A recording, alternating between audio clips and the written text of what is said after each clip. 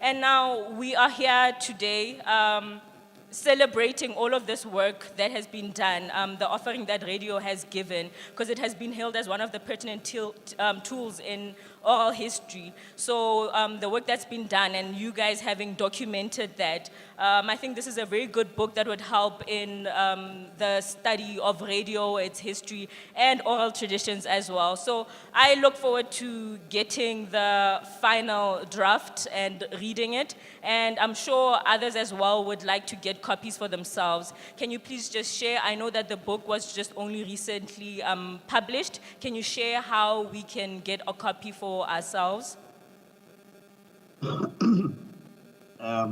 Dr. T, let me take this one.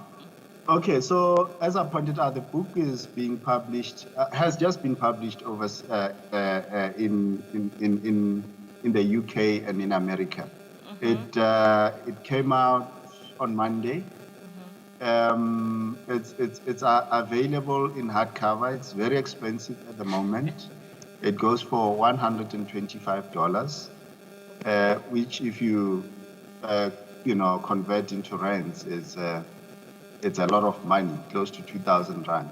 But the good news is that Wits University Press has actually bought the copyrights to publish the book locally. So they are in the process. They've just started. We don't have the date as to when the book will be available locally, but that would actually make it more affordable on the local market. I see that book actually going for about 370 rand on the local market, but currently it's quite expensive. But it can actually be if you belong to an institution, and of course institutions have money, so they can afford to buy a book for 2,000 rand, like the library services, Department of Arts and Culture, Sports Arts and Culture, and so forth. They can afford that. So they can actually write directly to the publisher. Roman and Littlefield. If you look, let me check. I think if you just Google Roman and Littlefield, or just Google the book itself, just Google the book itself, Guerrilla Radios in Southern Africa. It will take you straight to the publisher, and you can order it from there. We don't have copies. I mean, it's quite strange that we are having this sort of mini launch, right? Yeah. But we don't even have a physical copy of the book. Yeah. So it's still, we are still waiting for our own copies in a sense. Okay, no problem. Thank you for that. So, yeah, as you've heard, we'll just have to read it from the libraries at the moment. What we will do is just share the book cover on the OHASA website and on the Facebook page. And then once it is ready, once Wits has made it available to us at a price that we can purchase it as the public, we will let you guys know, and then you can just read through it and enjoy it. Thank you, Dr. Moloi and Prof. Lekwati. That was very insightful and we enjoyed it. All the best. Thank you. It's our pleasure, and thanks very much for the opportunity. All right. Okay, thank you, colleagues. That brings us to the end of our book launch. So the next session we are having is the second sub-theme for the conference. With Advocate Dennis Make. Please come to the fourth and just, take us through the next session. Thank you.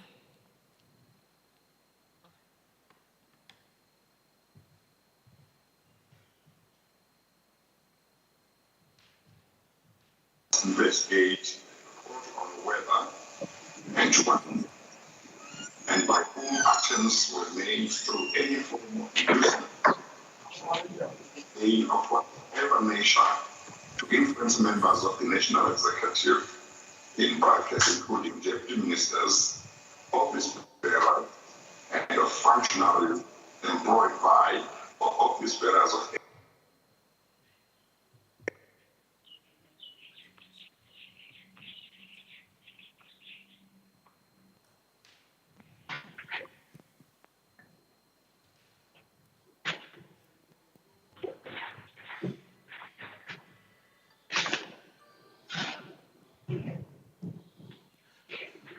Morning, colleagues here in attendance and those who are attending virtually. Welcome to the second session of this morning. And the theme for this morning will be, I can't see anymore.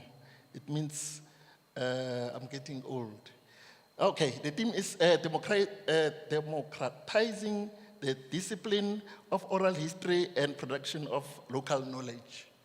We are going to have two speakers, Prof. Philip Denny and Christine Landman. We are going to start with Professor Philip Denny. Has he logged in? Okay, Philip Denny is going to talk about, can oral history help healing the wounds of the past? Lessons from 2 decades of fieldwork of South Africa and in the Great Lakes. Dr. Philip Denny is based at the UKZN and is a professor of history and theology. Professor Denny, are you available to talk to us? This is your floor. Yes. Do you hear me? I tried to improve the light.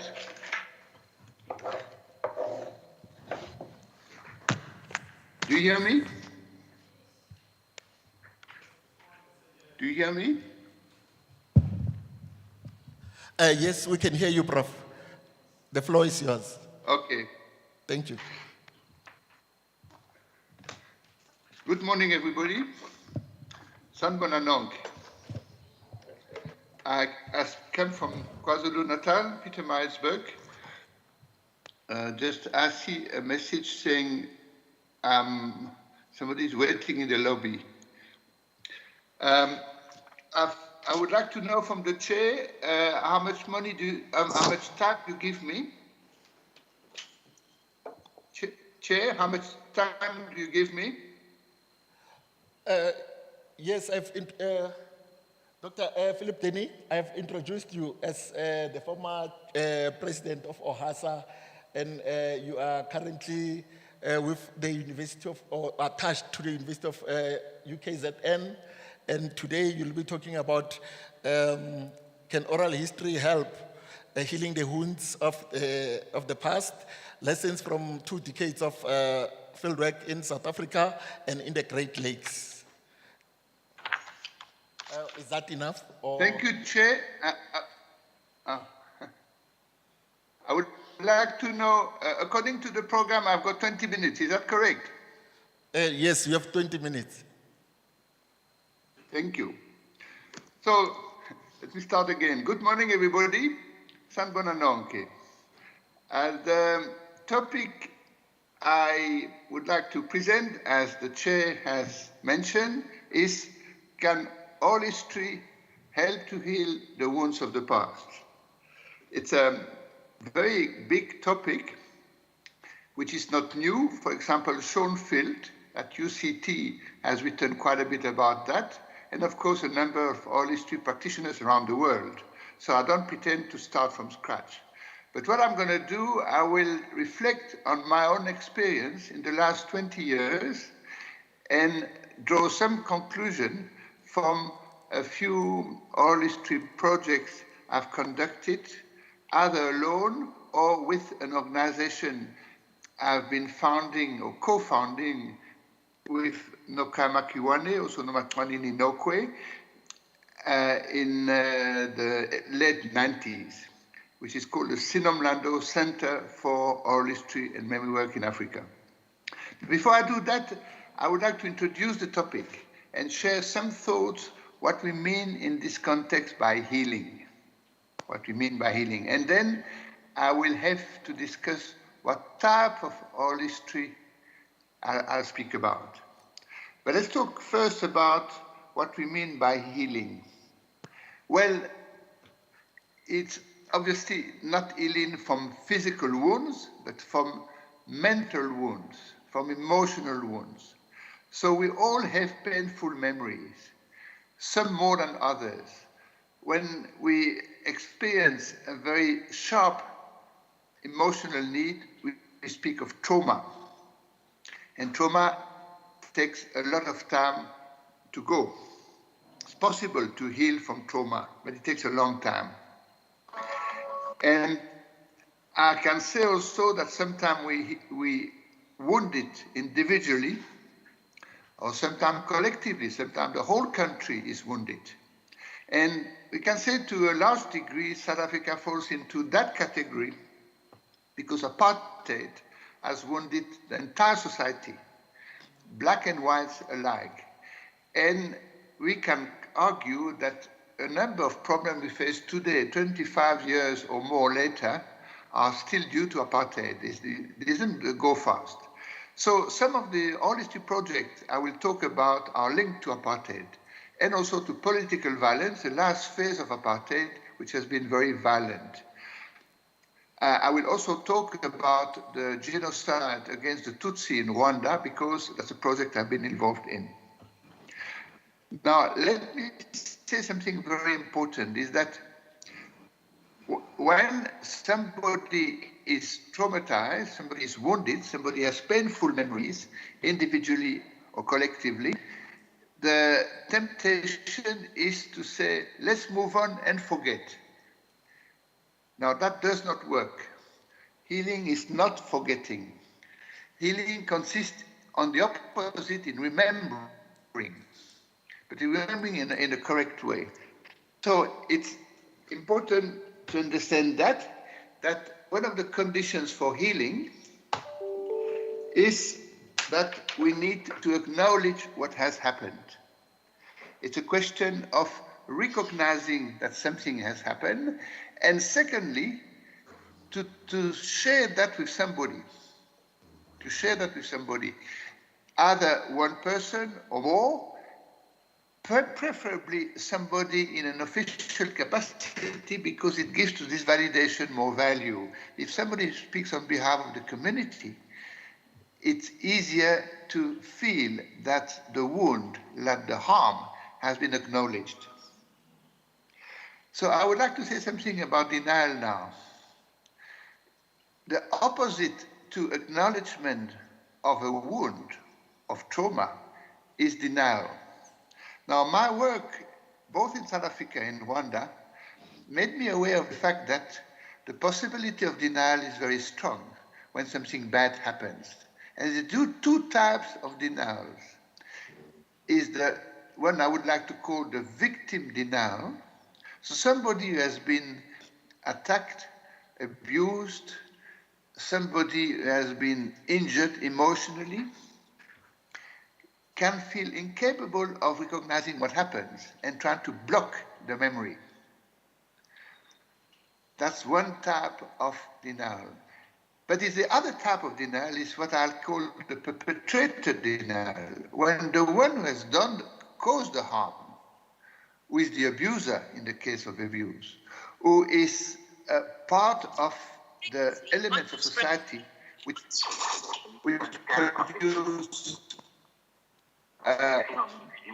mass trauma, deny, it's much more difficult to recover.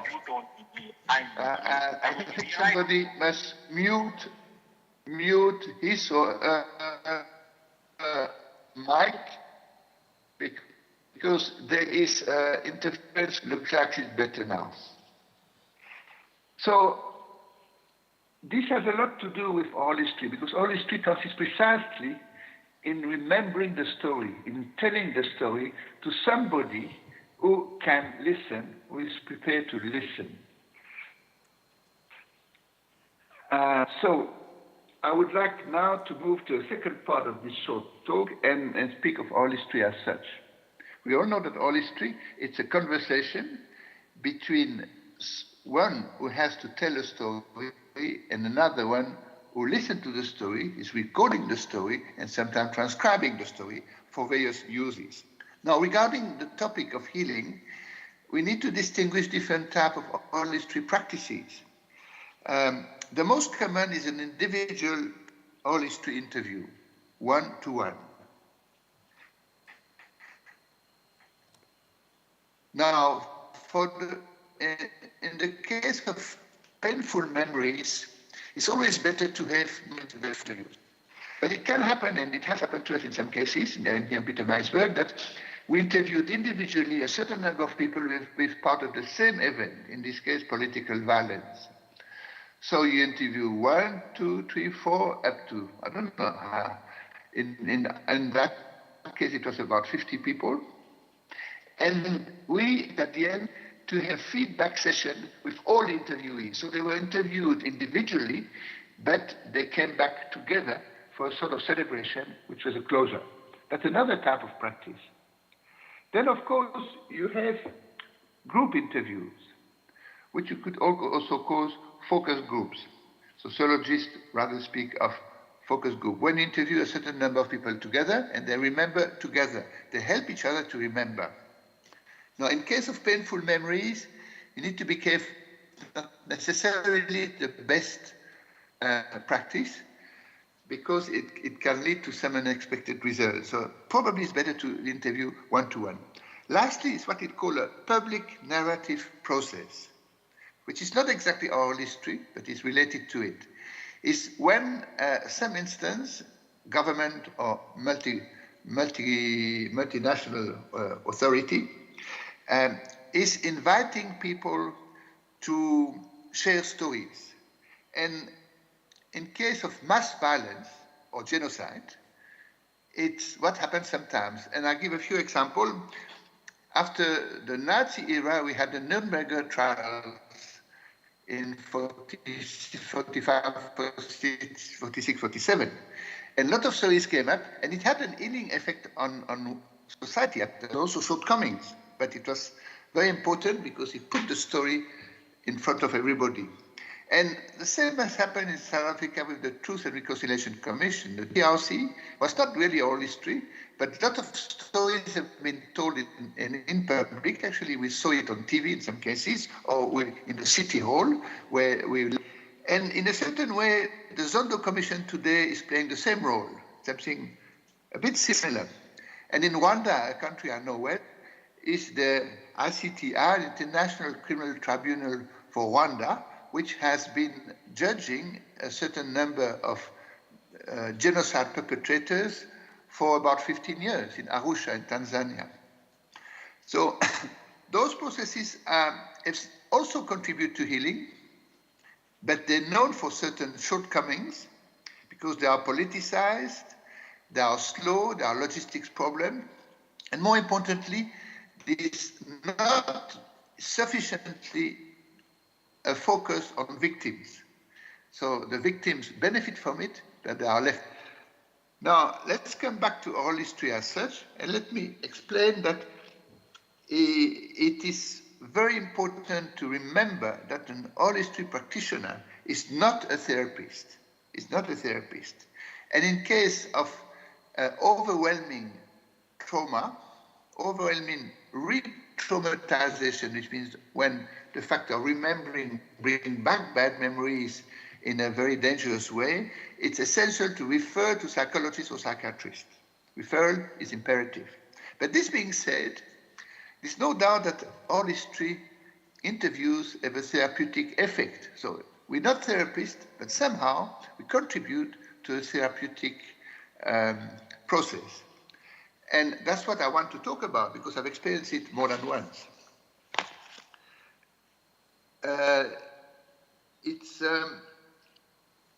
What happens is that when people have blocked memories or painful memories so painful that they're afraid of bringing them back, the fact that somebody comes to them and says, I would like to know about your history, about your past, and when the right conditions are established, that create a relationship of trust is created, then somehow the person who has painful memories says,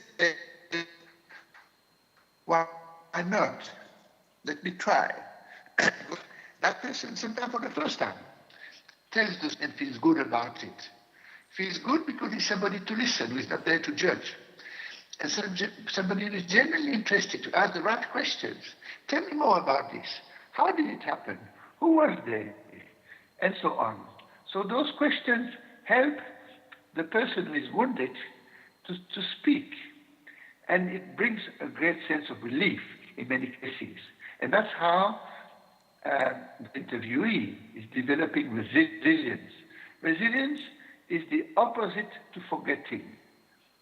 Resilience is to recognize what happens and bounce back and carry on with your life with the ability to cope.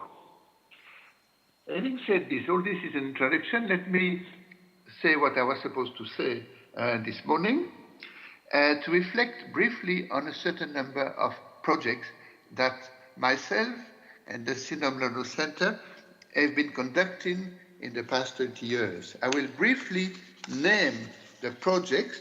There are, let me count, 6 of them, but I will not go much into it, just to know what I'm talking about. The first, it's a project I conducted individually with a colleague from Pretoria, but the interviews, I'm the only one to have done it, about 30 interviews, on the history of a seminary in Pietermaritzburg, in Bali exactly. It was before in Umtata and before in Alice in Eastern Cape, called FETSEN, the Federal Theological Seminary. It was painful because it was linked to apartheid. There was a lot of repression. It was also painful because the closure didn't go well. There were lots of conflict.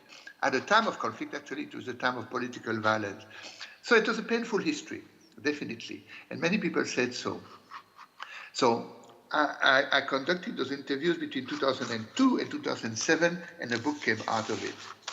The second is one of the projects of Sinomlando, is political violence in Kamalala, or near Sweetwaters, not far from Pietermaritzburg, when the hotspot of political violence. And another one, a third project is Popomeni near Howick, also a hotspot of political violence. So we've worked there for quite a while, in Kamalala between 2003 and 2007, and in Popomeni between 2009 and 2011. The one for Popomeni is quite interesting because we trained people in the community and they conducted the interviews. We didn't do it. It was a community-based project. A fourth project is the one we call Memories of AIDS. We interviewed people who have been involved in giving support to people living with HIV/AIDS in Pietermaritzburg and around, and also members of support group. Most of the interviewees actually were HIV positive themselves. There's also lots of repressed memories and denial there, and lots of emotions, as you can imagine. And then the fifth project, which is just concluded, and there will be a book which has been approved, it will be published shortly. It's a research I've conducted in Rwanda for 5 years, from 2005 to 2020, on the issue of church and apartheid. Was the church involved, not apartheid, the genocide against the Tutsi in Rwanda? What exactly was the involvement of church people in the genocide? How did they relate to it after? How do they remember it? So I interviewed actually 92 people in Rwanda and other countries. And lastly, I'm currently starting a new project of evangelicals and apartheid, especially in Soweto. So I come to the last part of my talk, what the lessons I've gained from it. The first lessons is that trauma victims, or if you like, people with painful memories, have mixed feelings. On one hand, they don't want to remember. They're afraid of remembering. They're afraid of being captured by bad memories. And there's an element of fear, the fear of themselves, or the fear of reliving something terrible. At the same time, and it's, if you like, contradictory, it's at the same time, they want to talk. They want the truth to be told. They want the truth to be told. So, for all history practitioners, it's important to understand this ambiguity of the interviewee. And of course, as the interview moves along, the people feel more confident to remember and to talk, and it goes better. That's the first lesson. The second is that a successful interview for somebody with painful memories needs to be well prepared in different ways. First of all, you need to know what you talk about, technical preparation, you need to know the background story of the person and the context, etc. But also you need to take time to gain the trust of the person. And for that, the way you are introduced is very important. They would not open up to a stranger. So they must know people you know. You must have common memories in some ways. And you must take time to create a relationship. So it's always better to be well introduced and not to start the interview too quickly. And it's very recommended to meet several times. So the creation of trust is something which is essential in that sort of interview. You cannot rush a process. A third lesson, which I've learned particularly in Rwanda, but when I think about it, it's perfectly valuable in South Africa as well, is that when you have contested memories, and in a post-conflict situation, there's always contested memories. In other words, there are two groups, or more than two, who remember the past differently, and they, of course, accuse each other. So the past is a site of struggle, if I may put it like that. Well, an oral history practitioner would gain a lot from interviewing people on both sides, not only one. That takes time, of course. It's even more difficult to trust if you go, let's say, to Inkatha ANC at the same time, which is what we did in Kamalala exactly, and to a certain point in Popomeni. We did exactly that. And I did the same in Rwanda. Well, I would say if you take the pain of creating a link with people on both sides, it's hard because you hear contradictory stories. You don't know what to do with it. Some authors speak of being unsettled. You're unsettled. But it's helpful because you have a more genuine relationship to the topic. And then you can, once you've gained the trust of the interviewee, you can bring another knowledge, the knowledge of the other. And if they trust you, they start to look at the history differently, and that contributes to healing. So my experience is that it's a long journey, but a very valuable journey to interview people on both sides in contested situation. And I've actually written a paper in the journal, British journal called Oral History about that. And sooner or later, it will be available to the public. The issue of being unsettled and how to navigate in a difficult situation. That was the third lesson. The next, which Schoenfield, my colleague from Cape Town, has already written about, but I've done the experience more than once. If not because the interviewee cries, that it's not a good interview. It could actually be the sign of a good interview. The interviewee cries because it's the first time he gives himself or herself the permission to remember, and that's painful. But then it's the research ethics require from you that you give the permission, the right to withdraw. You said, okay, I can see it's painful. If you like, we can stop. My experience is that almost always the person does not want to stop. It's painful. He or she cries for a moment, especially in case of sexual abuse, which is the particularly painful memory. But then the person wants the story to be known. And no, I want to continue. So it's something important. You need to control your own emotions and recognize the emotions of the other. And it can actually be a good thing. Now, let me count, 1, 2, 3, 4. The fifth lesson is that, and it's really my experience in a number of situations, is that almost always when you have a tense and difficult and painful, but also rewarding interview, the interviewee is saying thank you, this gratefulness, and they show it. They show it that they are grateful. Thank you. I have 5 more minutes, but I don't need that much. I've come to the end of my paper. So it's a common experience, and I'm sure those of you who have conducted interviews have encountered the same. The people are grateful for giving the opportunity to share their story. And now that brings, that my next lesson, that brings to the issue of healing. When somebody expresses gratefulness, it's because they feel that they now have the opportunity to talk and now somebody has listened. The fact of telling a story and there's nobody to pay attention to it is terrible. It produces more trauma, and you cannot become resilient if there's not somebody to validate your story. When at the end of the interview somebody said, "Thank you so much," and when you meet the person later, because that happened often to me, you keep in touch and you organize a closure session, it is a sign that something good is happening, and the interview has a healing effect.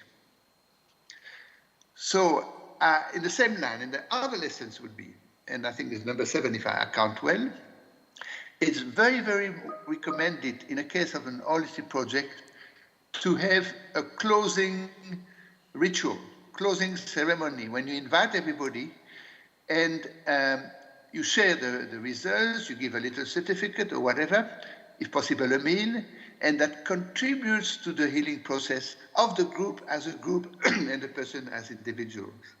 It's very important to do that when you can. We've done it, Sinomlando, a number of times, especially in Popomeni.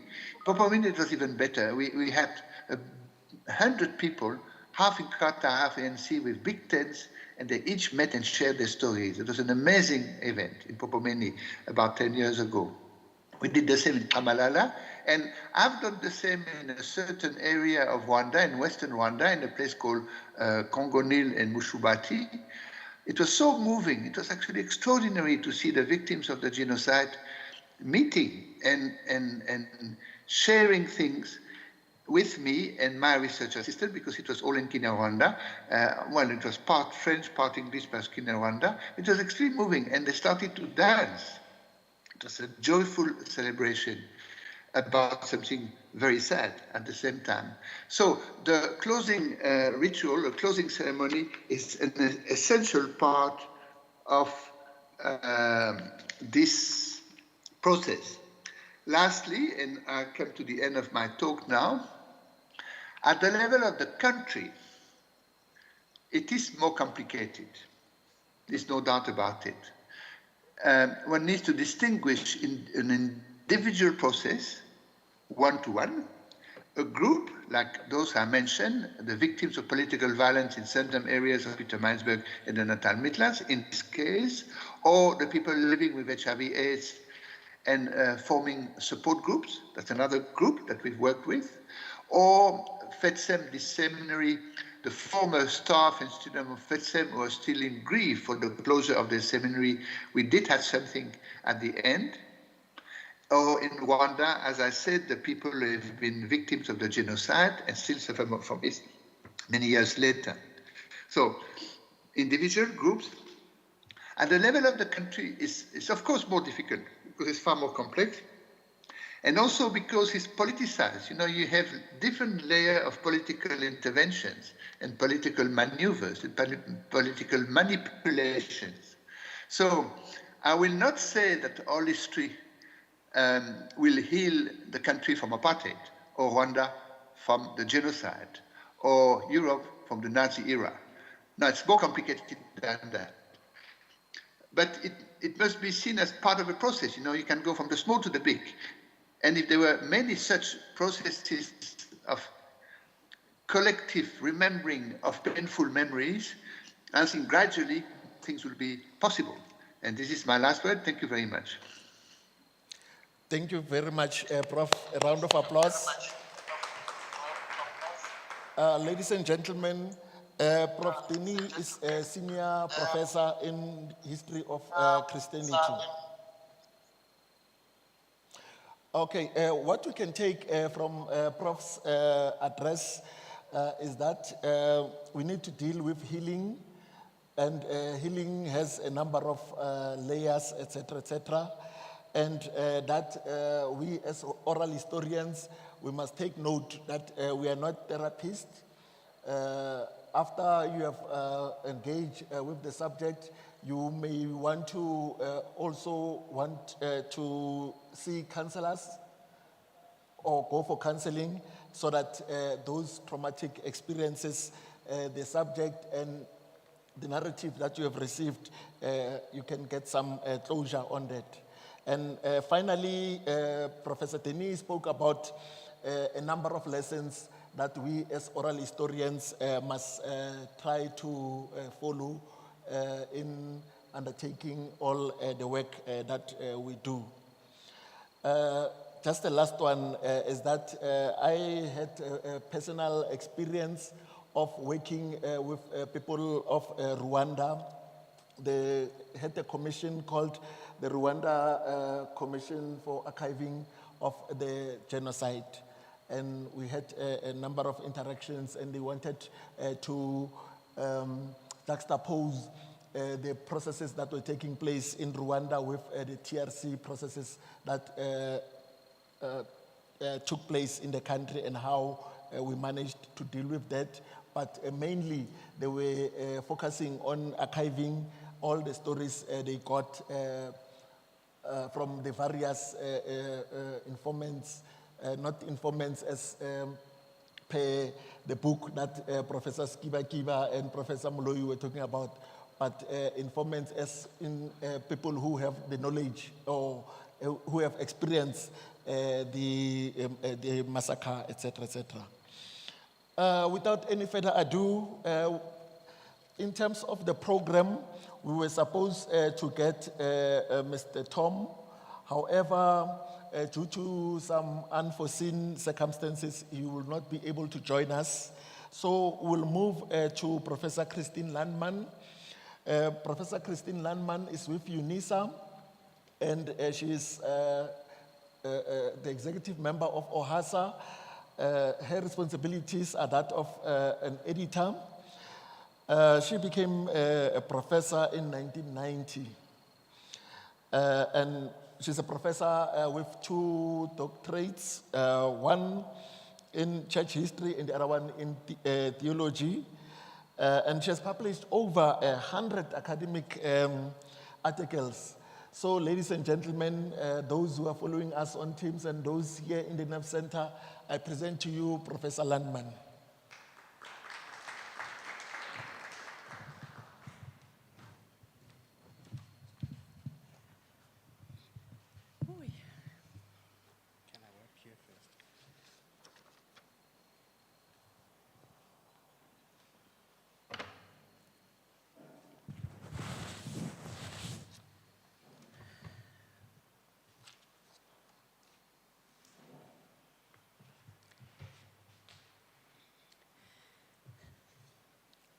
Good morning, colleagues. Thank you for the introduction, Mr. Chair.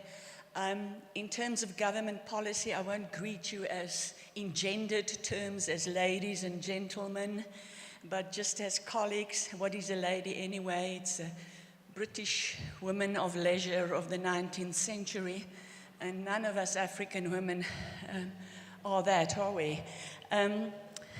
I want to talk today on the production of local knowledge that is protected by traditional discourses or cultural discourses. Next slide, please. And my founding statement sounds very simple, but it poses quite a challenge to oral historians. And that is that when a person tells his or her story, the cultural discourse produces that story, and to the extent in which a cultural discourse produces a person's story, that is the challenge with which this paper is going to deal with. Now, I want to say that by discourse, we don't mean a discussion. Discourse is a technical term that says it's actually the grand story, the grand narrative that underlies any story. For instance, if you say, God has made man to rule over women, when most of society believes in it, whether it's true or not, when most of society believes in it, it becomes a discourse which in turn then influences the stories of the people in that community. That is what a discourse is, the grand narrative underlying a story. And we are going to look at the cultural grand narrative discourses that underlie the stories of people when we do oral history interviews. Next slide, please. So, more specific, we are going to deal with cultural discourses that compose the story of the interviewee. Next slide, please. There are more or less three ways of viewing oral history. Sorry, this is very basic, old school, social, historical, and cultural. Next slide. The old school way, and you know, old school never dies, is looking at oral history and say, memory is slippery, it's unreliable, and oral history sources are therefore not as reliable as written stories. You have all heard these arguments. Look at the second way of looking at at oral history. The next slide, the social historical view acknowledges that oral history sources fill important gaps in written history, or rather, like in our country, where a lot of history has not been written, and that through oral history we can fill those gaps. But the third one is the one we are going to be concerned about, and that is the cultural approach to oral history, which there are more or less two ways. The one is say that, you know, the prevailing cultural discourses that contaminates history, that because you are brought up in a specific culture, that your story is totally contaminated by that. That is the negative way of looking at it. For instance, a white Afrikaans woman will tell a story different than a black man, you know, because our culture prescribes to us what we must remember. And even, you know, a woman that has been raped, she remembers manhood or stories differently from somebody that has not been raped, that type of thing. But using the word contaminates our history, our interviews. But indeed, what the way I want to go forward today is to say, yes, indeed, our memory is dependent on cultural discourses, but the challenge is for the oral historian to identify and understand the cultural ingredients of the stories of the interviewee. So the aims of this paper then is to identify and understand the cultural discourses which have influenced the interviewees in constructing their stories. And I'm just going to tell some stories, give some examples of the research I have been doing. So next slide, I shall concentrate on two aspects: how interviewees tell their stories of poverty. When they tell their stories of poverty, how are they influenced by cultural discourses? And when they tell their stories of gender, how are they influenced by cultural discourses? So let's first look at the cultural discourse that influenced stories of poverty. Now, I give there a list of 7 projects in which I was involved the past 20 years, where the health stories or the healing stories of people, physical healing stories of people are told, people who are very poor, and how do they tell those stories. I'm not going to read all these projects. As you can see, they are done with people who are very vulnerable or do not have, you know, the regular medical aid way of dealing with healing, and how they then revert to religious healing. So the first question we ask him, it's a half-structured interview with a story following on that. So it's not a survey, it's a story. It is a half-structured and then a story. So the first, we will ask questions like, what makes you ill? What brings you misfortune? And then people will give answers like, God is punishing me, or evil spirit is controlling me, or God has sent the devil to make me do things wrong, or a Sangoma put a curse on me. But the illness was all given supernatural reasons. So the next, so then when you ask what makes you healthy, it all depends on what makes you ill. If God has sent the devil to make you ill, of course, God is the one that has to be pleased. Or otherwise, whatever. Usually it's a combination of church, hospital, and Sangoma. It's a lot of information here which I cannot give. But then the second question, after you've asked somebody, who or what has made you ill? They give spontaneous answers, cultural answers, religion being part of this culture. But if you ask exactly like after that, who or what makes you poor? They are dumbfolded. It's as if it's not the same question. It is as if these two questions are on different levels. The cause of illness and misfortune is supernatural, but the cause of poverty is something else. It's something here on this earth. And you see then that in older people would, in terms of honor and shame, they do not even like you to call them poor. They would not acknowledge they are poor. They would be so poor that they are really hungry.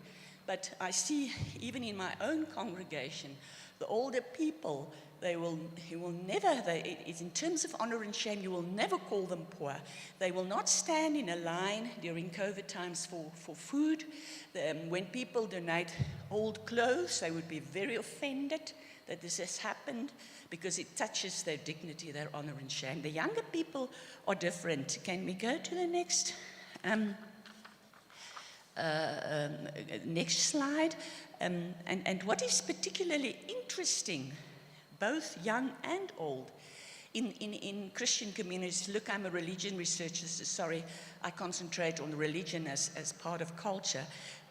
What's interesting in religion talk in the churches is that the Christians do not identify with Jesus Christ as a poor man, and he was very poor. He was so poor that he was not even married. Then you must be very, very poor. And he was, in the Bible, he's depicted as exceptionally poor. They don't identify with a poor Jesus and say, I'm like Jesus, I'm poor. No, they identified with the triumphant Christ, with the Bojiri Christ, the one who makes you rich. If you give to the church, you become richer. So that's a very strong discourse in the poverty stories. Now, it was also interesting, we did research with young people. They speak differently about poverty. They say, no, poverty was caused by apartheid, or they give some systemic and political reasons. It's caused by apartheid, it's caused by politicians who are not always honest, it's caused by, and they are actually indeed looking for the church or for the municipality or the government to put them on the road to wealth. And we did that. You see, we did some research with these people, especially the second one. The first group thought that the church, is hopeless, cannot help them. They don't even tell the church about their poverty needs. But the second, we did a project on the histories of children's futures. We took 60 children aged between 10 and 12, when you have fantasy careers, and asked them what they want to become. And then took 60 young people who have been 10 years out of matric and who still don't have a job. And we compared the two with one another. And well, it was very interesting, but we then asked these young people who are more than 10 years out of school, tell us, what do you think the church can do for you? Because in these poor communities where we were, and I accentuate again, the people are offended when you call them poor, especially the old people. What do you think the church can do? Because in those communities, there is only a church or a mosque or so. There's no social services. There are no social services. There are no clinics, no hospitals, no nothing. There's only a church, and the church is also poor.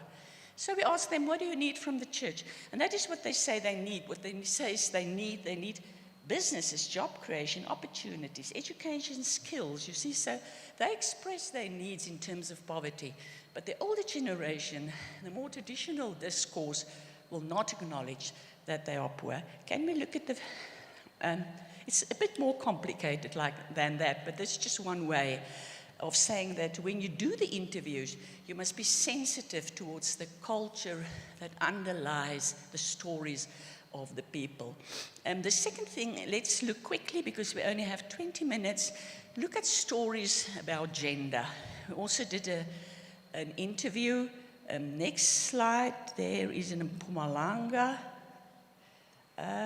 Sorry, I think okay, I just wanted to summarize some of the discourses that influence stories of poverty. Just two of them. In terms of a culture of honor and shame, older people will not call themselves poor.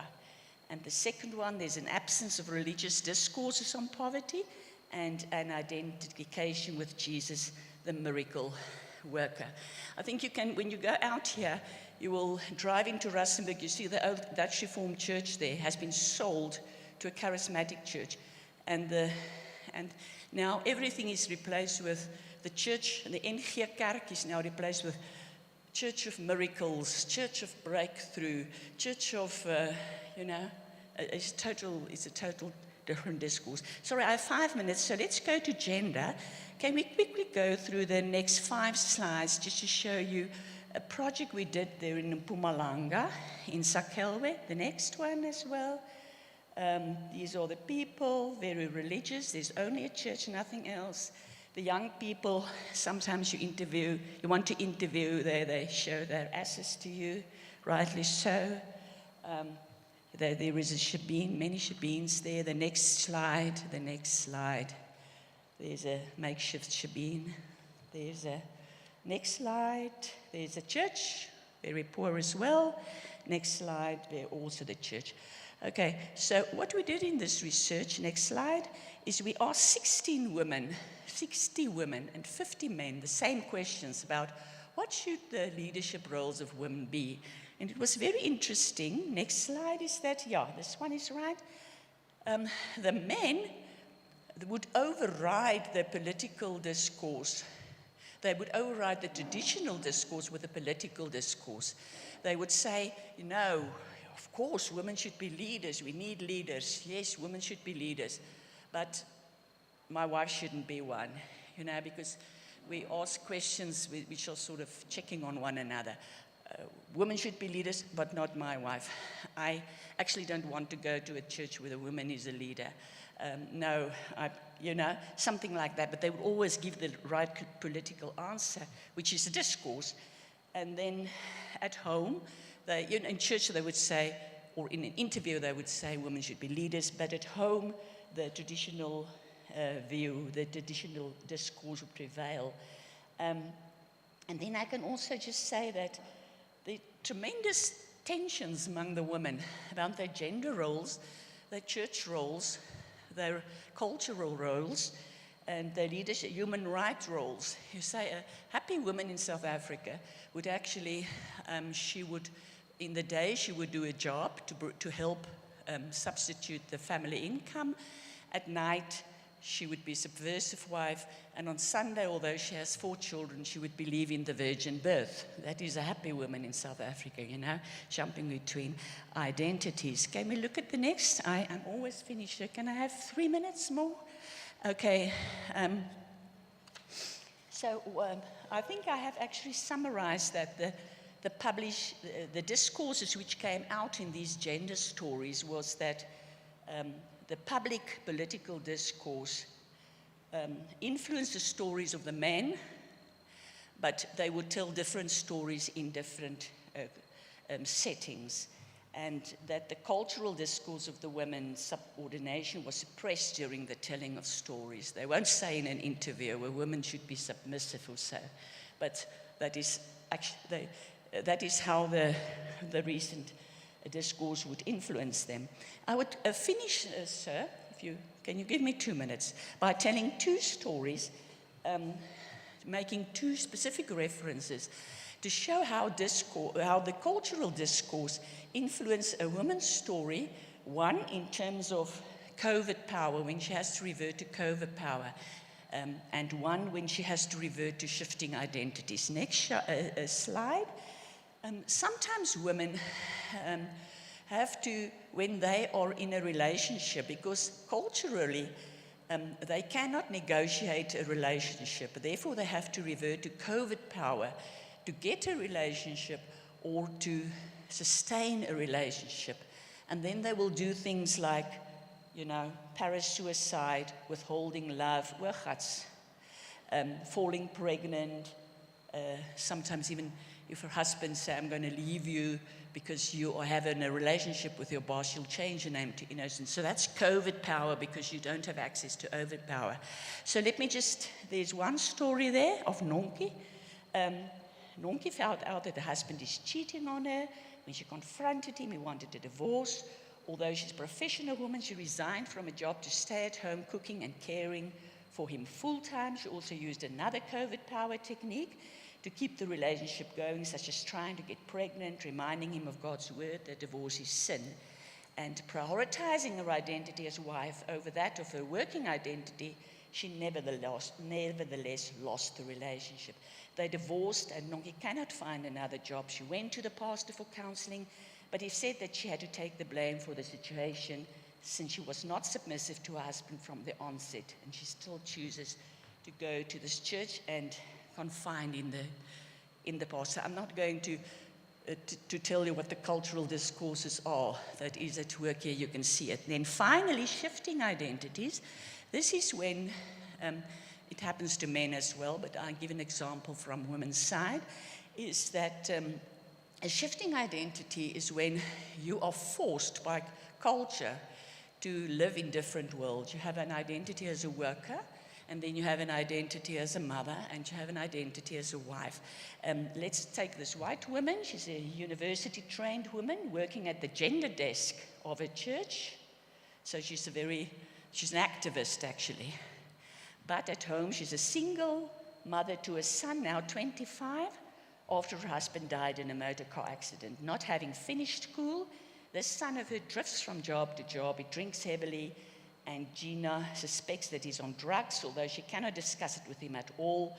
He refuses to leave the house, and if things are not cleaned up behind him, he gets extremely angry. He only eats takeaways from expensive restaurants. He controls her whole life. When she comes home from work, she must watch his television programs with him. She may not watch the news or any programs with blacks in it. If she does not do what she's told, he breaks things in the house or keep her from sleeping, constantly verbally abusing her, enjoys humiliating her in public. He has taken on the role of the abusive husband. There seems to be nothing she can do about it. When she goes away for work, he does things that forces her to come back, such as assaulting the neighbors. Gina comes for counseling, and she tells somebody about her pain, something she cannot do in a working context. She has chosen to deal with the situation by shifting identities between a working context, where she works as a gender agent, and a home context where she's constantly humiliated and controlled by her child. The only way, she says, is simply to shift identities. So with that, I come to an end. I've given a few examples, how people tell their stories and how we, as oral historians, must be sensitive towards the cultural discourses that underlie these stories. Thank you, sir.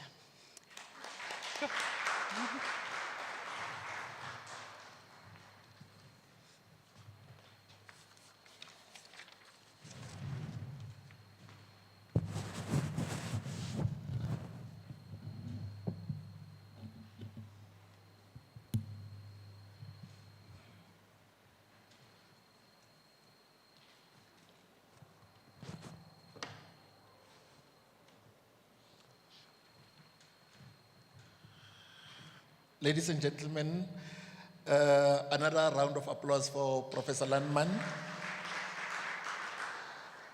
From her paper, she spoke about this big word called discourse or discourses. And she went on to talk about gender and roles, men versus women, and that there is cultural elements whenever we're talking genders. And as we go on, there are a number of shiftings in identities that are experienced by people or her subjects. And then there are also other things like political issues that gets thrown into a number of discourses we're having, and those political discourses makes women not to aspire for leadership roles, etc., etc. And you can hear me? Yeah, we'll come to questions. I was just summarizing it just a little bit. The two speakers, both of them, their papers can be linked on one aspect called trauma, the trauma that is experienced by this subject. On the instance of Gina, it was the son who was abusing the mother.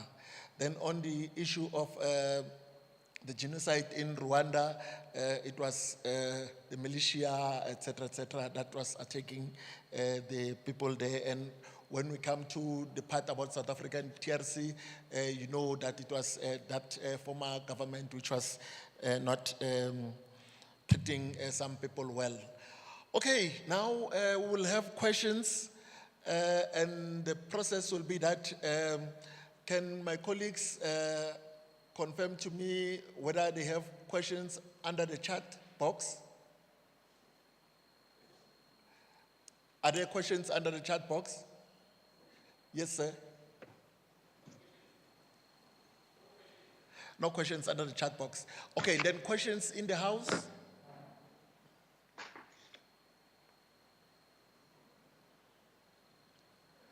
There is a question, and then second question. Where's the mic?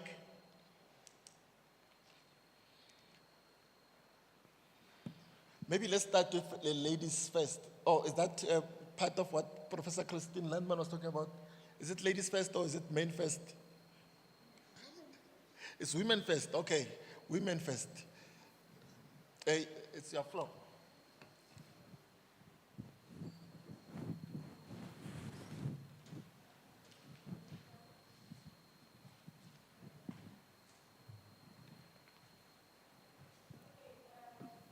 I don't know if you can hear me, but I just want to say that it's important that researches like this are done and explained more in details, especially for students who are doing researches that are culturally bound.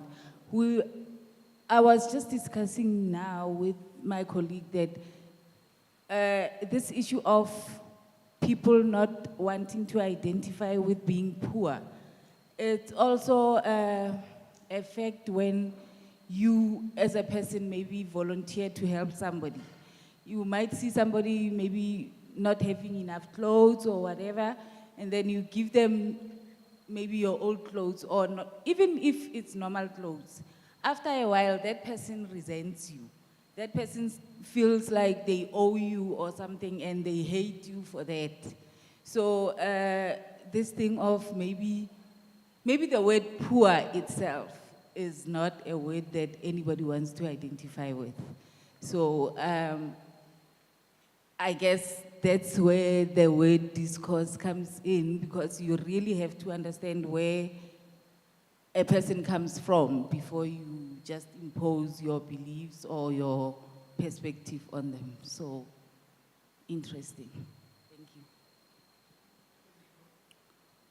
you. Dulastul, thank you very much. I'm elated first. I see the founding chairperson flouted on the screen, Professor Philip Denis. We would like to welcome him and appreciate his involvement in the program. And we wish him many years of success and that we are still connected with him until today, since 2003. But Professor Landman, first I want to appreciate your bravery to indulge into this very difficult terrain, and also to try to break the ground in terms of saying, let's begin a debate in terms of of exploring these discourses, because they shape what we believe and how we interpret phenomena, and they interfere in our interpretation. And sometimes it's so difficult, even when it's an article for review, because people don't understand what shapes your discourse. I wouldn't give practical examples. Some of them you would know. We have had interactions with reviewers in the past. But I also want to understand, what is it inherent in us that something in our we have got something about our dignities that we are prepared to die in suffering or without certain resources, because we are who we are and we are not. I'm talking from personal experience. I've had my sister, in the traditional sense where we come from, what actually happens is, when you are visiting and during festivals and weddings, you would be treated as a visitor. They will bring food to you. They will supply you with all the supplies. But things have changed because of the numbers of guests who are coming to our weddings and festivals.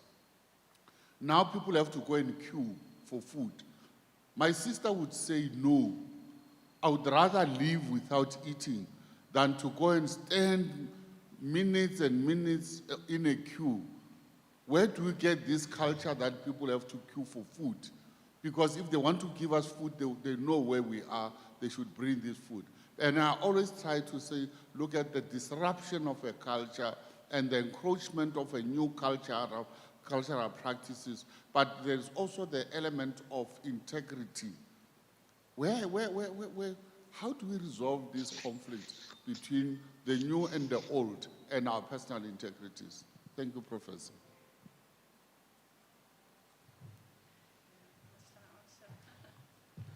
Okay, we have another question there at the back. Can a mic be taken to the back? Okay, I see we have also online questions. Can we start with the colleague at the back, Badisang, and then thereafter we'll then go to colleagues online. Thank you, Chair. My question goes to Professor Landman. I wanted to check if she came across some few affluent members of the same poor community, and if so, what was their cultural narrative towards poverty? Can I repeat the question? Yes, please repeat the question. Yeah, I wanted to check if during her project she came across some members of the poor community who are affluent, and if so, what was their attitude towards or their cultural discourse towards poverty? Thank you. Where are the questions which were online?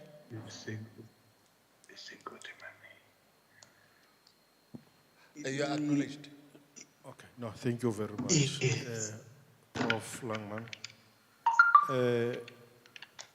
The truth of the matter is that in the Bible, there is obviously the statement that refers to divorce as something that God doesn't want or God doesn't like. In that situation of the example that you made, I just want to know, how does this research assist community members, people who find themselves in such difficulties? It is a truth that is known that Moses at some point said, I would not give divorce, but based on 1, 2, 3, those can be given. It's written when you are a devoted Christian. How do you go about assisting people, or their research or the oral history? How does it assist this big challenge and big problem? Thank you very much, Prof. Can I answer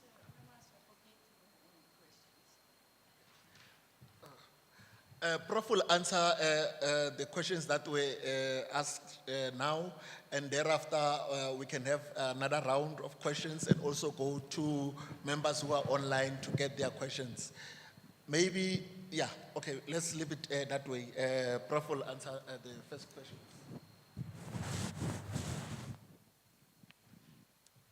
Colleagues, I will answer your questions inadequately, inevitably. I think in terms of oral history, there are two methodological issues that come out here. How do we refer to the poor in our academic or in our papers or in our research? How do we refer to poor? I cannot answer it. I just know that poor don't want to be called poor, as you have said, and that we must find different ways of referring to them in a way in which their dignity will be protected, as Professor Segote here said. I think that is a methodological challenge. What are we doing with their stories? I mean, they are so poor, they cannot sue you when you tell their stories for your own ego. So how do we deal respectfully with their stories? And how, you see, my paper was about how you identify these cultural discourses that's underlying the story, not how you must judge them or what must you now do with these stories. And I think the last person here said a very important thing. Say, for instance, this divorce is now part of this person's story, and the underlying discourse is, I'm not going to divorce my husband because my culture and my church says I should not divorce him. What do you as oral historian do about it? Do you start counseling the person? Do you say, no, don't tell your story like that, man. Go and think again about divorce. Or, I agree with you, don't divorce, it's sin. Let your husband kill you, don't divorce. So the first methodological question is, how do we refer to marginalized society? Do we even refer to them as marginalized?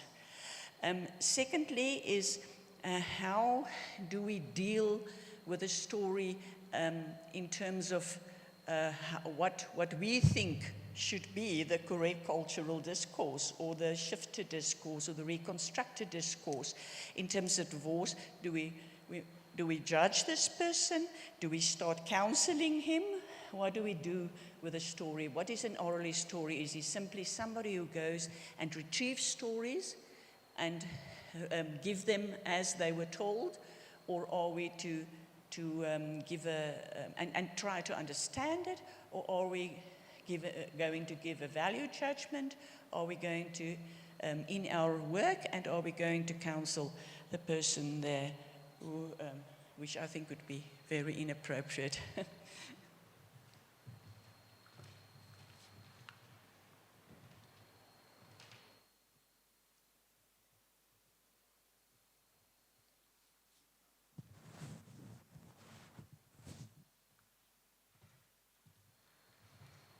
Thank you, Kaho. Colleagues, do you have questions from online? If not, we can. We have a question. It's from Dr. Tepo Musweu, and I think it's for the previous speaker. It says, thank you presenters for the informative presentation. My question is for Professor Dennis. The prof says relating painful memories of the past might bring healing. What one has to do as an interviewer if the interview instead aggravate the wounds, as the interviewee has to relive the experiences? Thank you. Is that the only question? Yes. Professor Deni, are you there? Can you please try to answer the question as posed? The question is about healing. Repeat it slowly.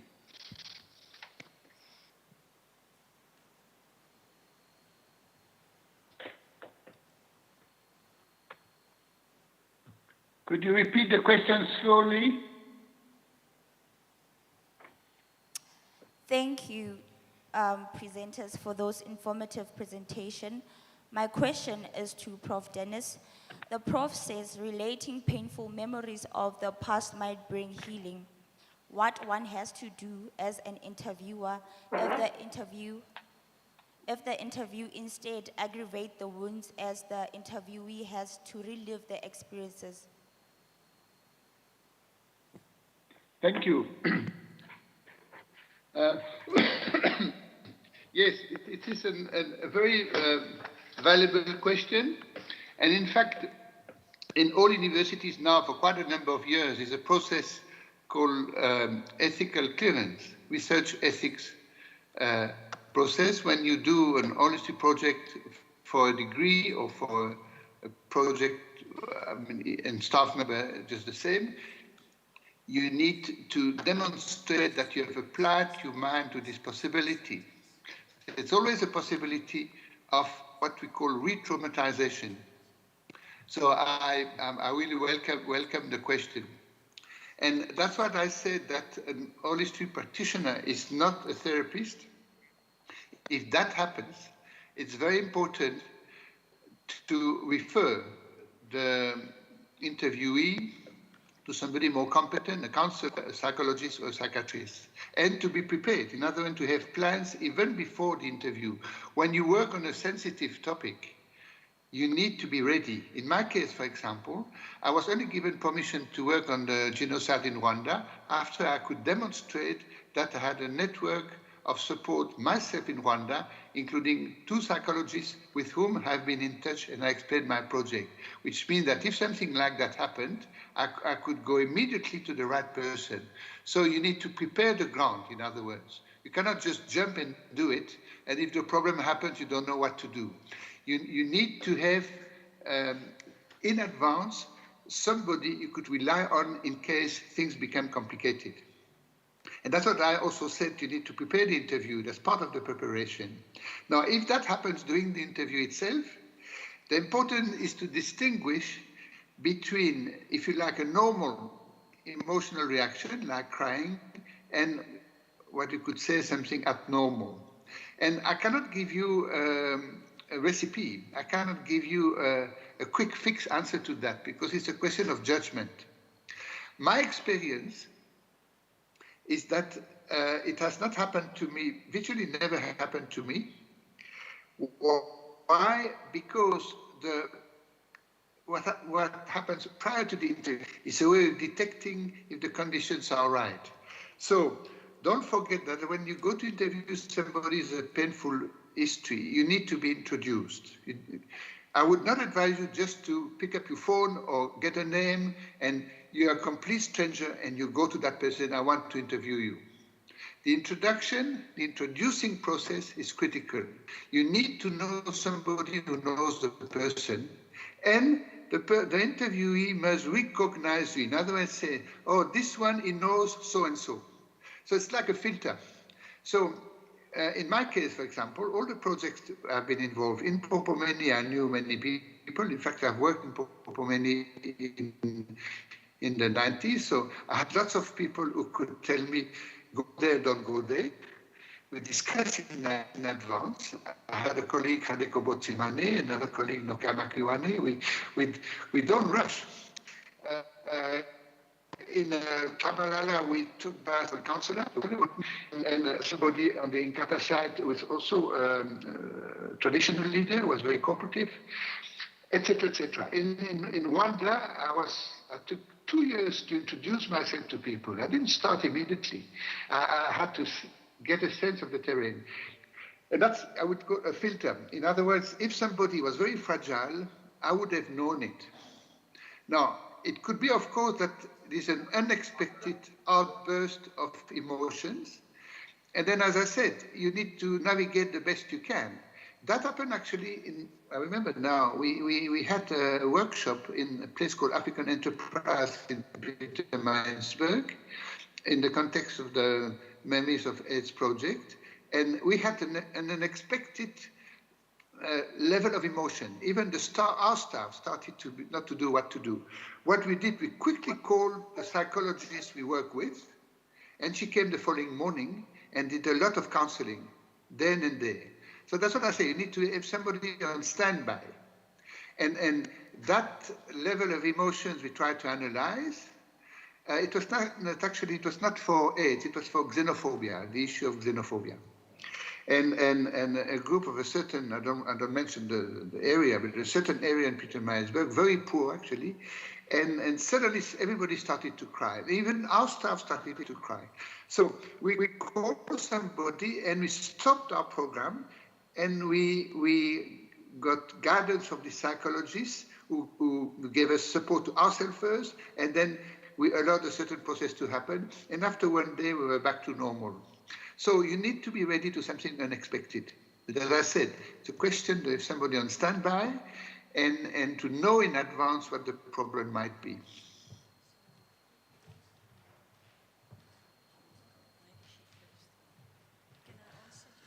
Thank you very much, Professor Teni. Professor Landman wants to just wrap up part of the questions that were posed to her.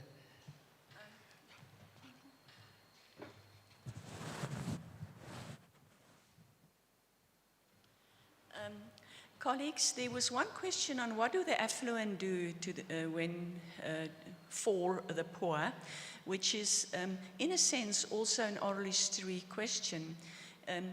I'm also a pastor here in a very poor congregation around Rustenburg, and you know what the affluent do?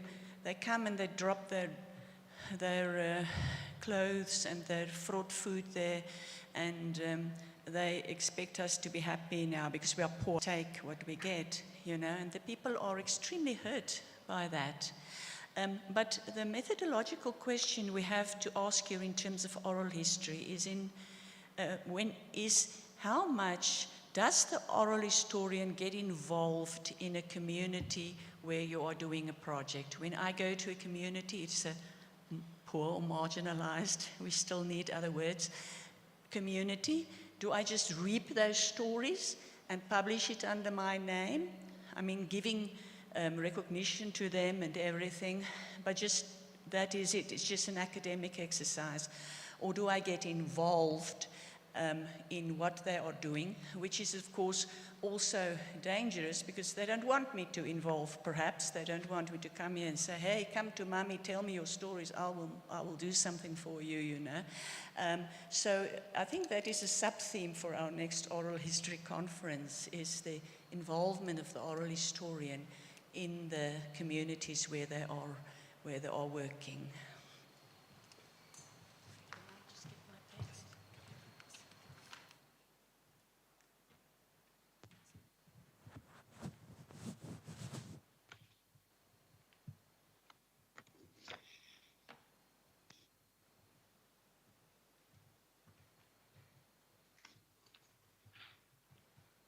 I would like to thank Professor Philip Denny for his wonderful paper, and also would like to thank Professor Landman for her presentation and the questions that they managed to answer as posed by this audience. The next in the program will be journal submission, and will be joined by Professor Landman, and if we still have time, Dr.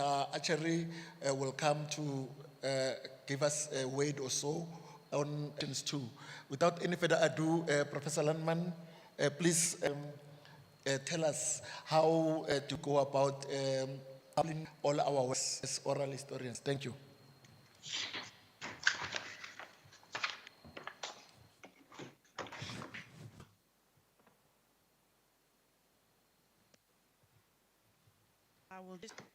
I will just be moments, because this is actually a bit complicated to some extent that I will publish on the site on how, when you have an article and you want to submit it, how to do it. Now, we used to have the Oral History Journal of South Africa, and that journal does not exist anymore because it has changed to an accredited section of HTS.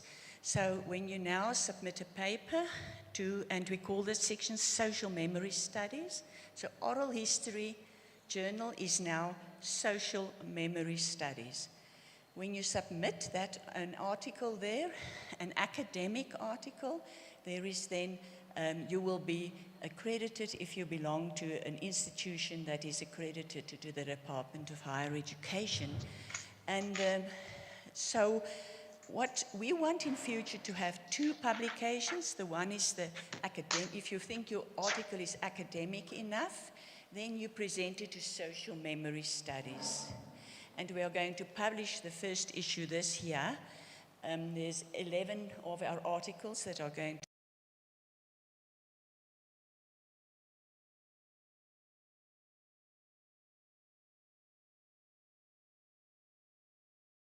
to be published there. I think the chair will show it to us during when he's going to show us what is the progress in this. And then for every year, before the 1st of April, you must present your article, you must submit your article. And then we'll have a second publication, which will be conference proceedings. Now this colloquium is not large enough to have conference proceedings, but from next year we will have both the academic ones in social memory studies, as well as the conference proceedings. Now how to submit? You go to that www.HRTS, you log in or create an account. That's first you have to register as an author. I will show you the links now. Please don't try to memorize this we will give you the information. Then you go to username and new submission. And then it's very important that you choose the journal section, because RTS has different sections under which they publish. We are social memory studies. You go to social memory studies and then you submit there. There's a checklist, you upload the documents, you add your metadata, and then you upload your document and confirm submission, and they have people helping you with this and links to people to ask people to help. Just to go through this process again. First, you must register as an author before you can submit your paper. Then, what we're going to do is how you must prepare your manuscript. This is an academic journal. The Social Memory Studies is a section in an academic accredited journal. So you cannot send us your PowerPoint, or your notes. It must be an academic article. Then we will say how do you submit your manuscript and what happens to it after it has been submitted. Now here you see how to register as an author. I'm really not going to go through it step by step. You cannot remember it. But there you have all the links. As I say, we will publish it in our, on our website, how to register as an author. Then how to prepare your manuscript for publication. Remember, it must be between 5,000 and 7,000 words. You must use beforehand. And it's very important, unfortunately, that when you now publish in an accredited journal, it means that you have to pay page fees. And it's very high. It can be between 10 and 14,000 rand, even more. And your university will pay it for you, your institution. If you cannot do that, if you cannot pay that money and you're not affiliated to university, then you can approach one of the editors, like myself and Professor Sehote, to assist you with that. The journal itself will not waive your fees, but we can assist that it will be paid through our universities. So please don't let the page fees put you off. And then there are submission guidelines, and remember, it must be original research. You can put in pictures, statistics, all of those can be published because it's going to be published online. Let's look at step 3. There's copyright. Please do not publish your neighbor's work. You must also use the Harvard Reverence of Style. Again, there is a link to that. So, sorry, it sounds a very, very heavy thing to do, to submit an article. But nowadays, because articles are accredited, and your university or institution get a lot of money for it, there are a lot of legal requirements before you can submit an article, before it is, okay, then you must also, there is a cover letter, the links will take you to all of these, a cover letter where you say you are going, you have, you give RTS the right to publish this. This is the authors these are the authors, and this is your ethical clearance. Then you must take your name out of the manuscript before you are actually submitted, because if you don't do that, the peer reviewers will see who it is, and it's a blind peer review. Okay, now you are submitting, you have now registered as an author, you have now formatted your article in the right way. Now remember to select their original research, special collections, social memory studies. That is where you're going to submit.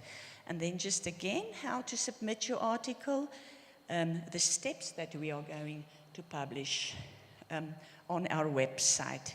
It's actually very easy. They don't want your manuscript to go astray, so they will help you to submit it. And then finally, okay, another thing, while you are submitting it, they are going to ask you under metadata, what is your ORCID ID? Now again, you say, ach, liewe hemel, wat is dit nou weer? Every researcher, everyone publishing in South Africa must have an ORCID ID. ORCID stands for something, it's not a flower. But you can easily get an ORCID number by going to that link. You just apply for an ORCID number and in seconds you get it. And you keep that one, don't apply to one every time. You keep that number because that is your identity number as a researcher. Sorry guys, it seems awfully complicated. So after you have submitted it, the editor will look at it and see it has a chance of surviving. And then there will also be a pre-screening through Authenticate to see if you have not plagiarized everybody. So if you have published an article 5 years ago in some journal, self-plagiarism is also not allowed. You cannot, just rewrite verbatimly what you have written there in your previous article, or even 25 or 30% of it. It must be original, and then every source you use. This Authenticate is so smart. It really identifies everything you say which has not been verified by you. Or you should give a source for everything you say. And if you can't do it, then they will point it out. And if you get a high percentage of unoriginality, they won't accept it. Okay, and then it is sent to reviewers, blind reviewers. And when it is accepted, then it's also sent to you back to make some changes. Then it goes into copy editing to layout. You must read the proofs, and it's published online. So, colleagues, it's a rather cumbersome process. But when you are published in RTS, it's online, everybody in the world can read it, Even if they have in incarceration, they have access, they can read it there. Everybody in the whole world. And they will actually give you, RTS will give you at the end of the year, they will give you statistics. So many people have read your article. So many people, and the places, so many people have downloaded it. So many people have referred to you, quoted you. And also what is the standard of the journal in which you were quoted. You see, they give you all that, and you can get a job with those statistics, let me tell you. So please, if you have given a paper here, or you have a paper on your research in oral history, please present it through RTS, Social Memory Studies. If you have problems, you can contact me. They have assistants who will help you to do that. Just ask, for instance, Kogi here. She has now, how many times have you now published in RTS? Your first time? Yes. She's not attached to a university, but she's an eager researcher, And she's now getting accreditation by published in HRTS. And I think she can tell you that they help you step by step so that eventually you can publish, and also that the page fees will be paid. Thank you, everybody. Hoping, and just remember, 1 April is the deadline for the next issue. With 1 April 2021.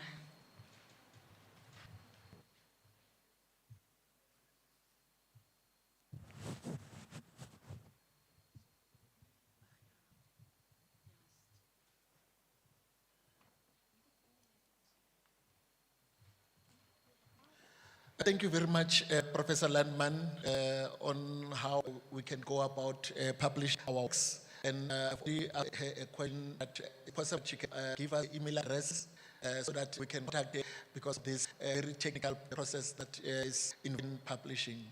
So, I'm sure if we happens online. None. Do you have questions here in the house? I will suggest that we get the email addresses of the prof, and then those who are here can have one-on-one. Since we started in the morning, very early in the morning, some of us didn't have a break. Due to such considerations, we will take a 15 minutes break and we'll return at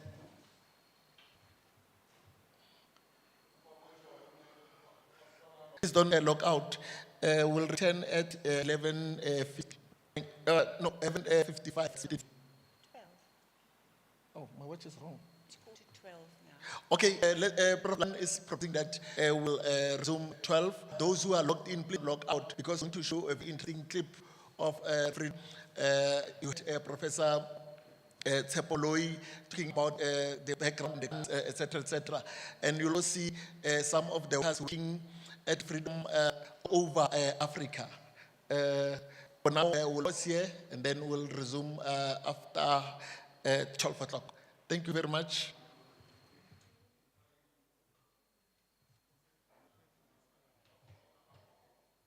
This is Radio Freedom, the voice of the African National Congress and its military. And then it will be followed by the gunshot. This is a moment of history, a great moment for memory. I'm very grateful to our deployee in government, Comrade Natim Tetwa, the minister who is present, because it is through his portfolio and his people that he works with that we've been able to reconnect with our history. I was told you will live in this flat, and within walking distance was the office of the African National Congress, and you must report there tomorrow. And I started the very following day broadcasting for Radio Freedom. We have to reinstate Radio Freedom in the present South Africa, 25 years after we are in democracy. The first time the South African delegation, led by the Director General of Ministry of Arts and Cultures, came in Madagascar and met me in my office to deal with the repatriation of the equipments of Radio Freedom, I did not hesitate a second to say I'm ready to cooperate. And I then talked to my president to ask him, and he immediately said he also agrees about the project, and he told me, go ahead, we must help South African people to get those equipments back to South Africa. So it gives me great pleasure to be with you on this auspicious day where we celebrate the repatriation of Radio Freedom equipment from Madagascar to Africa. As we mark 25 years of democracy, it's therefore befitting to acknowledge the significant contribution of Radio Freedom in the journey for liberation struggle in South Africa. Radio Freedom started as a clandestine radio station in 1963 on the Madagascar, was the only one with the longest broadcasting period daily in order for South Africans to live the realms of red freedom. And thank you, Madagascar. It's a historic moment for both South Africa and the people of Madagascar because it received a bond friendship in pursuit of a better Africa in a better world.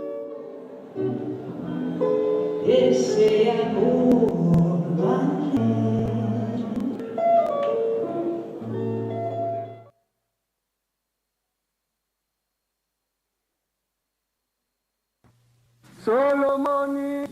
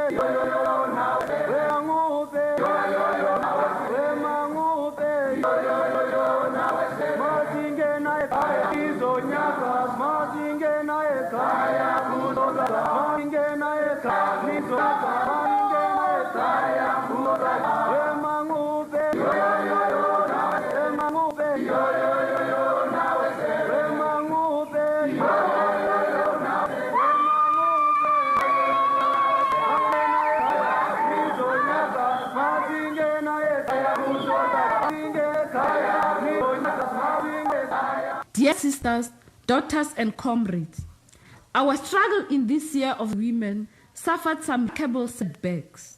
The apartheid regime went out of its way to harass severely the neighboring African countries, shares its borders, and even beyond them, killing many innocent lives, maiming others, and destroying and causing a lot of damage to their economic achievements. It has tricked Mozambique into signing the so-called non-aggression pact, the Inkomati, and thus temporarily won our ally to its side. The trick that culminated in these unfortunate encounters of our people being captured by the enemy and taken to South Africa in Swaziland, and the subsequent removal of large numbers of our people from Swaziland and Mozambique. All these were maneuvers by the enemy to divide the people of Southern Africa. Let us keep our heads and lose sight of who in fact the enemy is. With actions by the frontline states during this period was solidarity in its true perspective and solidarity that came at the right time. The frontline states came out more united than ever before and called for no more commerce. With the coming back to power of Ronald Reagan of the United States of America, the warmongering regime in South Africa, sure of even more support in its aggression against the neighboring states. Our young students have come out in Athens in demand of education and proper representation. Some schools who have been on board this year are still empty to date. Most of them are closed. The Indian and colored community in country have shown their strong rejection of apartheid by boycotting the so-called tri-racial elections. The workers have very successfully used their economic weapon to show how much power lies in their hands. Umkhonto weSizwe, the People's Army, has continued through the year to strike at the enemy in defense of people's mass. This year saw uprisings and demonstrations against high rent and increase of bus and other transporters. All these are expression of what our president described as a combination of political and armed struggle. As usual, all repression ensued. The regime came out in its military force using live bullets against armed people, both young and old. Many have lost their lives throughout the country. This brings us to the end of today's edition of Dawn Breaks, the revolutionary voice of the African National Congress Women's Section. Coming to you every Thursday evening at 9:30 South African time. We broadcast from the external side of Radio Lusaka on 1231 band 950. Until next Thursday, this diploma on behalf of the NC Women's Section saying, night, the struggle continues, victory is certain.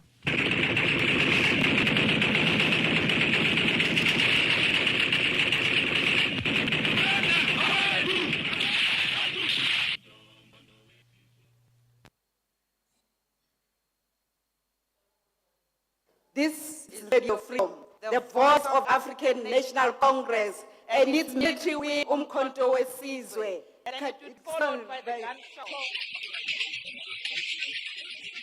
This is a moment of history, a great moment for memory. I'm very grateful to our deployee in government, Comrade Nathi Mthethwa, the minister who is present, because it is through his portfolio, his people that he works with, that we've been able to reconnect with our history. I was told you will live in this flat, and within walking distance was the office of African National Congress, and you must report there tomorrow. And I started the following day broadcasting for Radio Freedom. We have to reinstate Radio Freedom in the present South Africa. 25 years we are in democracy. The first time the South African delegation led by the Director General of Arts and Cultures came in Madagascar and met me in my office to deal with the repatriation of the equipments of Radio Freedom. I said a second to say I'm ready to cooperate. And I then talked to my president to ask him, and he immediately said he also agrees about the project. And he told me, go ahead. We must help South African people to get those equipments back to South Africa. So it gives me great pleasure to be with you on this auspicious day. We celebrate the repatriation of Radio Freedom equipment from Madagascar to South Africa. As we mark the 25 years of democracy, it's therefore befitting to acknowledge the significant contribution of Radio Freedom in the journey for liberation in South Africa. Radio Freedom started as a clandestine radio station in 1963 on the Lilies Leaf farm in Rivonia. Was that Radio Freedom in the Republic of Madagascar was the only one with the longest broadcast period daily in order for South Africans to listen to the programs of Radio Freedom. And thank you, Madagascar. It's a historic moment for both Africa and the people of Madagascar, because it is our one in pursuit of a better Africa in a better world.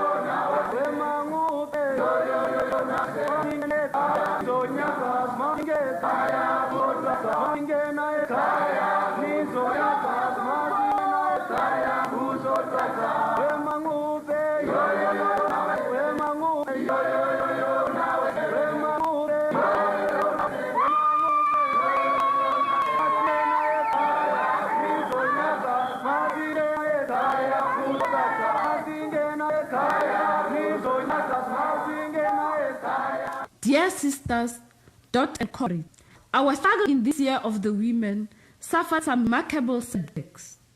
The apartheid regime went out of its way to harass the neighboring African countries that shares its borders and even beyond them, killing many innocent lives, maiming others, destroying and causing a lot of damage to their economic achievements. It tricked Mozambique in signing the non-aggression pact, the committee, and thus temporarily won our army to its side. The trick that culminated these unfortunate encounters of our people being captured by the enemy and taken to South Africa, Swaziland, and subsequent removal of numbers of our people from Swaziland and Mozambique. All these were maneuvers by enemy to drive the people of Southern Africa. Let us keep our heads up and not lose sight who in fact the enemy is. We should at this stage mention that the unwavering support given to the liberation struggle by the Africans during this period was solidarity in its true perspective and solidarity that came at the right time. The front state came out more united than before and called for no more marches. With coming back to power of Ronald Reagan of the United States of America, the warmongering regime in South Africa is sure of even more support in its aggression against the neighboring states. Our young students have come out in their thousands in demand for a better education and proper representation. Some schools which have been on boycott since early this year are still empty to date. Most of them are closed. The Indian and colored community in our country have shown their strong objection to apartheid by boycotting the so-called racial elections. Workers have very successfully used the economic weapon to harm our lives in their hands.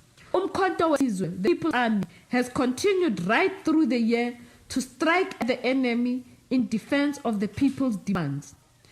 This year saw uprisings and demonstrations against high rent and increase of bus and other transport fares.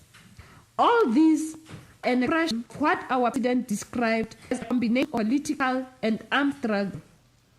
As usual, more repression ensued. The regime came out in its military force using live bullets against people both young and old. Many have lost their lives throughout the country. This is the end of today's edition of Dawn Breaks, the revolutionary voice of the African Congress Women Section. Come to every Thursday evening at 9:30 South African time. We broadcast from the extended service of Radio Zambia, Lusaka, on shortwave mid bands 9505 kilohertz. Until next week Thursday, this is on behalf of the ANC Women's Section saying good night. The struggle continues. Victory is certain.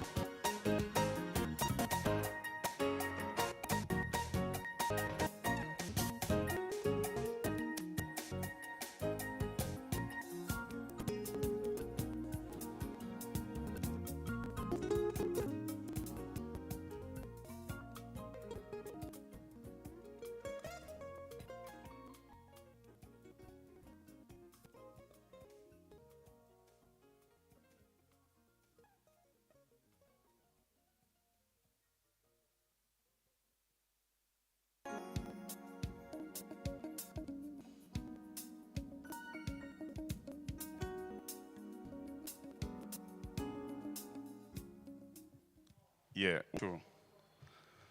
Thank you. After ladies and gentlemen, welcome back to especially team League for Agriculture. We are in finance to come at 4 o'clock. So we welcome the advocate.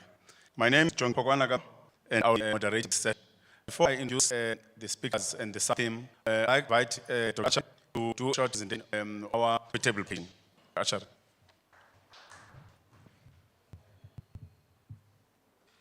Hey, ladies and gentlemen. Before I start my presentation, I would like to play recordings to our past president of OHASA, Dr. Sepo Moy, for assisting me in bringing up this document, even though they have some changes since. And I would like to acknowledge Professor Sikakiti, who suggested to consider work, tell you I'm sorry for the paper I presented yesterday, as we'll continue to be on line to the. Thank you, gentlemen. Call for the info has been put to the National Archive website. I'm just on our option one. So if for the table publication, you option one, where it gives you option right, as you do history interest, to make about your teenagers, young adult party, married children, extended family life, and mature adult, and at present you are in life. All of this information uploaded to our website, www.ohasa.org.za. There's also a section with a brief biography. This covers birth, early childhood, schooling, life and schooling, after school. A memorable moment in your life, your mother's life, apartheid. Almost given that when you request people to write about their lives under apartheid, they will close hardships and stop. That is political activism. This is true for many people, and women in particular, who remain hidden. Contributors urged to about this. Colleagues are strongly urged to begin document about other aspects of lives that are dormant. Contributors to write about any aspect of life, or their life that is certain, deserves to be documented. These challenges of unmarried, especially women based in facing a urban area, how they manage to survive and raise children, and sometimes singly the then government perceived as illegal means, example, bring treating, infant careers, and such topics. Option 3 is we're encouraged to tell community stories. These stories on the women role to form years. If you have any further questions, which is for supporting contact me ourselves, fundraising, and done.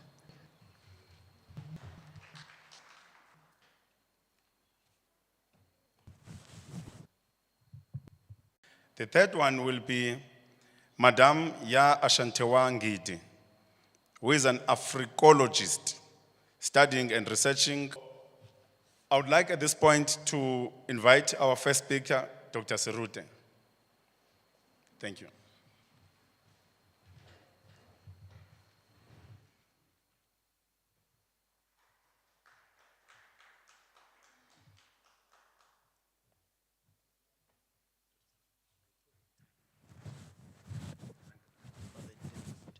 It varied. It was 12 and then 15 and 30. So I don't know.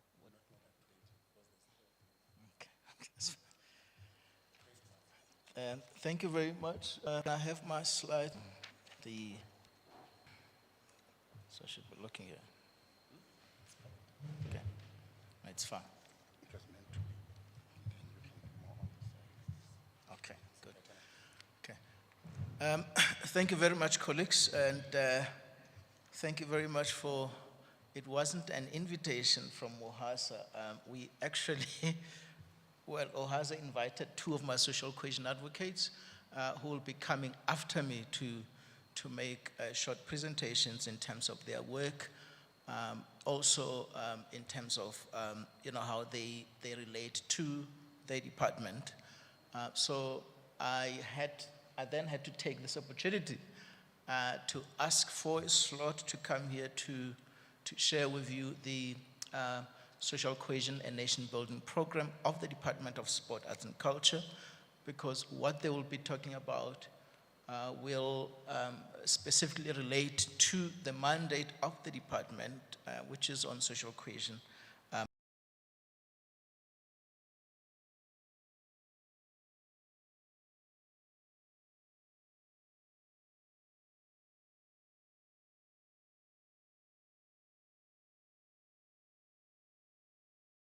And nation building. So my task was to come here to preface their papers or presentations. In any event, I'm also convinced that oral history should be seen as one of the strategic interventions or levers to promote social cohesion and nation building. In other words, there should be no contradiction between social cohesion and nation building and the work you have undertaken to do as an association in promoting oral history. There are no contradictions.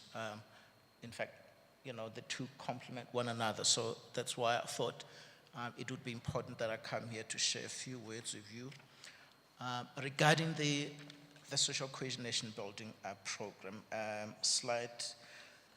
Okay, so that's the presentation outline. Colleagues, I will speak to the context of the social cohesion and nation building program, including the conceptual framework, because that's always important. Social cohesion is, a loosely thrown around concept. So from the government perspectives, what we mean when we say social cohesion and nation building, because there will be variations in terms of conceptual understanding of social cohesion and nation building. I will not take too much of your time on that one, but I think it would be important that there is some conceptual clarity there. And then legislative and policy framework. Usually colleagues from the Provincial Department of Sport, Art and Culture will find this quite mundane because this is something that's quite obvious for public officials. But it may be useful, I think, for academics who are here, for historians, for people outside of government, in terms of that legislative and policy mandate on social cohesion nation building. I'll speak to the scope of the work on social cohesion and nation building. In fact, I think the bulk of my presentation will be on the scope of the work, and then I'll give you a sample of some of the strategic interventions in promoting social cohesion and nation building. The aim here is for colleagues to give you a teaser, a brain teaser, so that you see, in terms of this broader framework of government, in terms of its program on social cohesion nation building, you can start seeing, in what area of social cohesion nation building is, oral history of much relevance. And I want you to start drawing those synergies. In terms of the conceptual framework, just to say, colleagues will know that in 2012 we had a National Social Cohesion Summit, which was presided by the president at the time, J.G. Zuma. In 2012, it was held in Cape Town. There was a strategy document in terms of social cohesion nation building that also sought to, assist us, as government in terms of, forging that conceptual clarity. So in terms of the current strategy on social cohesion nation building, when we talk about social cohesion, we are talking about the degree of social integration and inclusion in communities and society, and the extent to which mutual solidarity finds expression among individuals and communities. Okay, if there isn't anything that you'll remember at the end of this presentation, except these two key phrases, social integration and social inclusion, I will be happy, I will have done my job. So basically what we talk about when you talk about social cohesion, from the government perspective, about social inclusion, it is about social integration. So we look at social cohesion at the broader macro level, and we also look at social cohesion at the minute level, at the nucleus level, at the macro level of the community and the individual. Okay, so nation building. Often people use social cohesion and nation building interchangeably as though they mean one and the same thing, and they don't. No, I should say, they may. So nation building in terms of the strategy of social of government on social cohesion nation building. When you talk about nation building, we're talking about the process whereby a society of people with diverse origins, history, languages, religion, I think it's complete. That definition is not complete. I'm sorry, there was a typo. Let me just explain. In giving social capitation and social cohesion. So when you talk about social cohesion, we're talking about, you're appealing to the high ethical, you appeal to the high ideal that we are equal before the Creator, that we, respect one another, treat each other with respect. We need to be an egalitarian society. There should be this massive inequality among people. So social cohesion goes to, this high ideals in terms of interconnectedness. This ideal that share one, that we share a common humanity. Okay, so when we talk about nation building, social cohesion also speaks to some aspects of nation building, but nation building is about, it's about national identity, it's about national pride. It speaks to our sense of being South African. It talks to what does it mean to be South African. Some of the final characteristics that distinguishes a South African from definition. Nation building is more inward-looking, all right? And social cohesion is more broad than nation building is more insular, whereas social cohesion appeals to our common humanity. It appeals to those heights. So that's the difference. I can go to 4. In terms of the legislative and policy mandate, I have already spoken about the 2012 Social Cohesion Summit, the strategy that was up there, and the plan of action that came about as a result of summit. But before the summit, I think we can trace this commitment by the South African government that its priorities with social cohesion.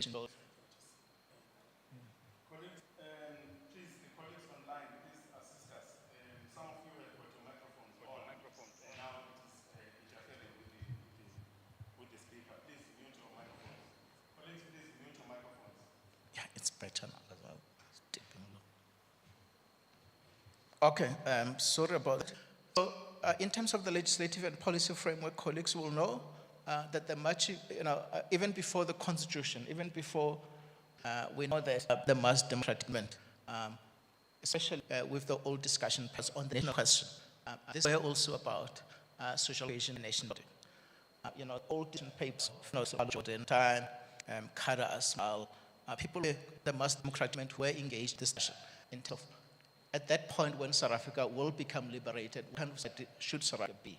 So it started with national questions way before the dawn of democracy in 1994. In other words, we haven't been, even for the first time that got preoccupied with social cohesion and national building in 1994. This has been a subject of much discussion before 1994, before the dawn of democracy in 1994. This then explains why the dawn of democracy in 1994, government saw it as one of its main priorities. In addition to quality of basic education, providing housing, providing water and sanitation, all of those, building of infrastructure, all of those things were important. They were priorities. The government still had this priority as well as important. And you can trace it as also due to the electoral maps in 94 of the ruling party. So, in such, which gives much in terms of kind of society South Africa should be, there is the vision of the FE in terms of South African society, and what we did was that when we went into planning in the medium-term strategic framework, at least 2009, this, there was a promotion strategic framework.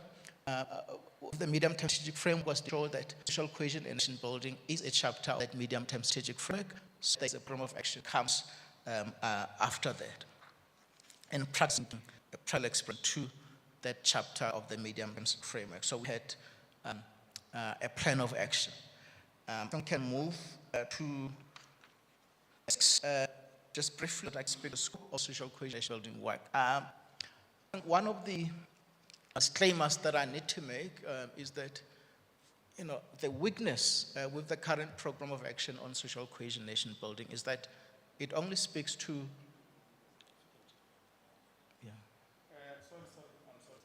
Colleagues, I want to ask the colleagues at the back there on our technical desk, can just help to identify the delegates or delegates neglecting to mute their mic. Because now delegates are saying that some of the delegates are struggling to there's this voice that keeps interjecting, and people who are chatting on the side of the microphone.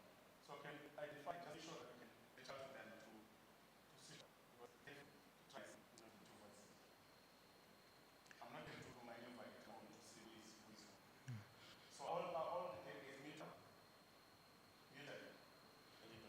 thank you. In our life, when we have a disruption like this, and you the flow of the program, in my life, in in the pulpit, be a chorus in between. All the people who are misbehaving will be sorted while the chorus continues, so that there's no. I was tempted to ask chorus. We'll take people as the delinquents, but I think that problem has been sorted, so I'll continue. We're on slide 6, which is on the scope of social cohesion. Slide 6. If we can move to slide 6, please. We're still stuck in 4.16. Work is there. It's providing the overall framework for a plan of action. In other words, then, what is the plan of action then for social cohesion and nation building? What the medium-term strategic framework sought to do was to give us the architecture, the basic pillars, the fundamental pillars on which a program of action will be developed. A program of action that has been developed is based on these 5 main pillars: fostering constitutional values. We know, do you know when we talk about constitutional values, what are we talking about? Because most often we talk about the values of the Constitution, but I don't think there is ever much discussion and reflection about what actually those are. Okay, that will be your assignment. You go to the Constitution of the Republic and you look into section 1 of the Constitution.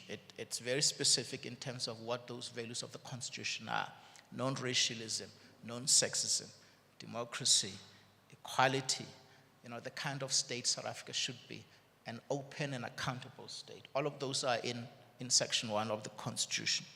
So, in the medium-term strategic framework, the marching orders are that our program of action must be about promoting the values of the Constitution. So that's pillar 1. Pillar number 2 is about equal opportunities, inclusion, and redress. And this has been, I think, one of the most contentious points about social cohesion and nation building. Often there is this assumption that social cohesion doesn't really deal with the nitty-gritty. It doesn't go deeper into dealing with deep inequalities in society. It doesn't care much about the fact that most black people are still do not own productive assets. Okay, they've not been brought into the mainstream of the economy. Okay, I think that criticism is valid, but if you look at the actual program, not the program of action, if you look at the actual framework that has been given to us in the medium-term strategic framework, it's very clear in terms of social cohesion, nation building, that social cohesion and nation building program has to be concerned also about equal opportunities. It has to be concerned about inclusion. It has to be concerned about redress. Okay, so the framework is there. But I think what has been the biggest failure is, the interventions after the framework.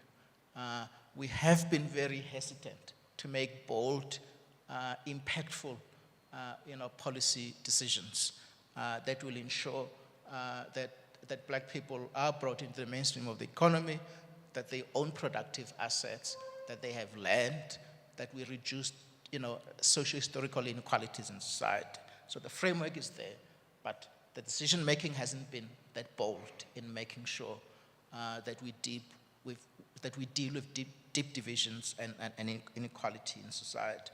The third pillar is on promoting social cohesion across society through increased interaction across race, across class, across gender, across ethnicity, across culture, and so forth. So, in terms of this plan, we still acknowledge that one of the most sort of effective ways of bridging socio-historical divisions is through dialogue, is through open and honest conversations. And I think we've had a lot of dialogues, we've had a lot of conversations. I think the problem with those conversations is that they haven't been that honest, they haven't been that open. Most of the conversations we have had as South Africans since 1994 have been about, how do we make each other comfortable? And those conversations haven't taken us, they haven't taken us much further. And it will be a challenge to the association as well in terms of, this idea of conversations, opening up honest, real, open conversations between, diverse communities using this medium of oral history. Because I assume that each community will have, irrespective of whether it's poor or rich, it will have its own stories to tell, its own untold stories to be told, to be unearthed, to be codified, to be disseminated. The fourth pillar is on promoting active citizenry and leadership. This is another pillar in the program of action for social cohesion and nation building. And you need to ask yourself as the association as well in terms of, how does the work of the association in its oral history project, how does it promote, active citizenry and leadership? How do we have active citizens that are responsible? Okay. I've been in a lot of discussions about, this one pillar, that for sure, South Africa has a lot of active citizens. South African people are not asleep. They are active. And if you want to test whether or not that is true, you just look at the level of protest action that happens in this country. I think at one stage we were touted to be the protest capital of the world. So South Africans are active. So there's no issue about active citizenry. What is at issue here is the way we exercise, our citizenry. It's the way we exercise our rights. When we protest, we trash property. We trample down on the rights of others. And the last pillar was on fostering a social compact. Social compact is just this idea that government law, no government, it doesn't matter how much money it has, it doesn't matter how much powerful it is, no government will alone in the project of uniting its people unless all key sectors in the society are also involved in the social cohesion and nation building project. So the idea of social compact is to provide a platform for other sectors like the religious sector, for example, the cultural sector, traditional leaders, business, labor, all of those key sectors and the media that we know, play a pivot. They will send amount of power, they exercise power, they have resources. Social compacting is about harnessing all of those sectors and making sure that they're also enabled to make contribution to this important project on social cohesion and nation building. You can measure associate in terms of how, as oral historians, you are to go about promoting social cohesion and nation building. How does this project speak to social cohesion and nation building? I think that's an open question that needs to be answered just to by future plans. Thank you very much.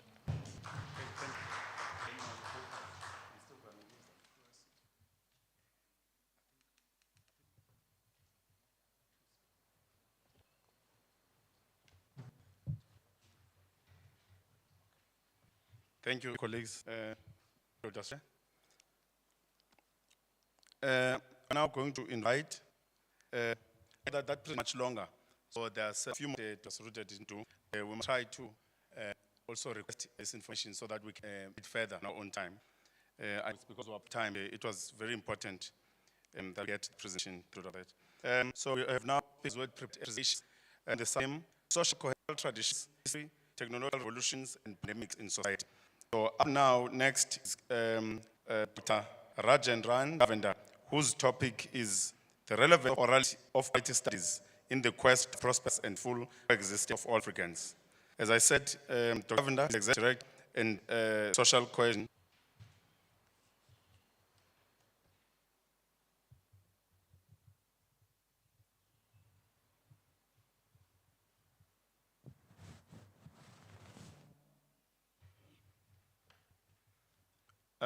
Dr. Kavenda, we cannot hear you. Is that, or is he audible to some of the things?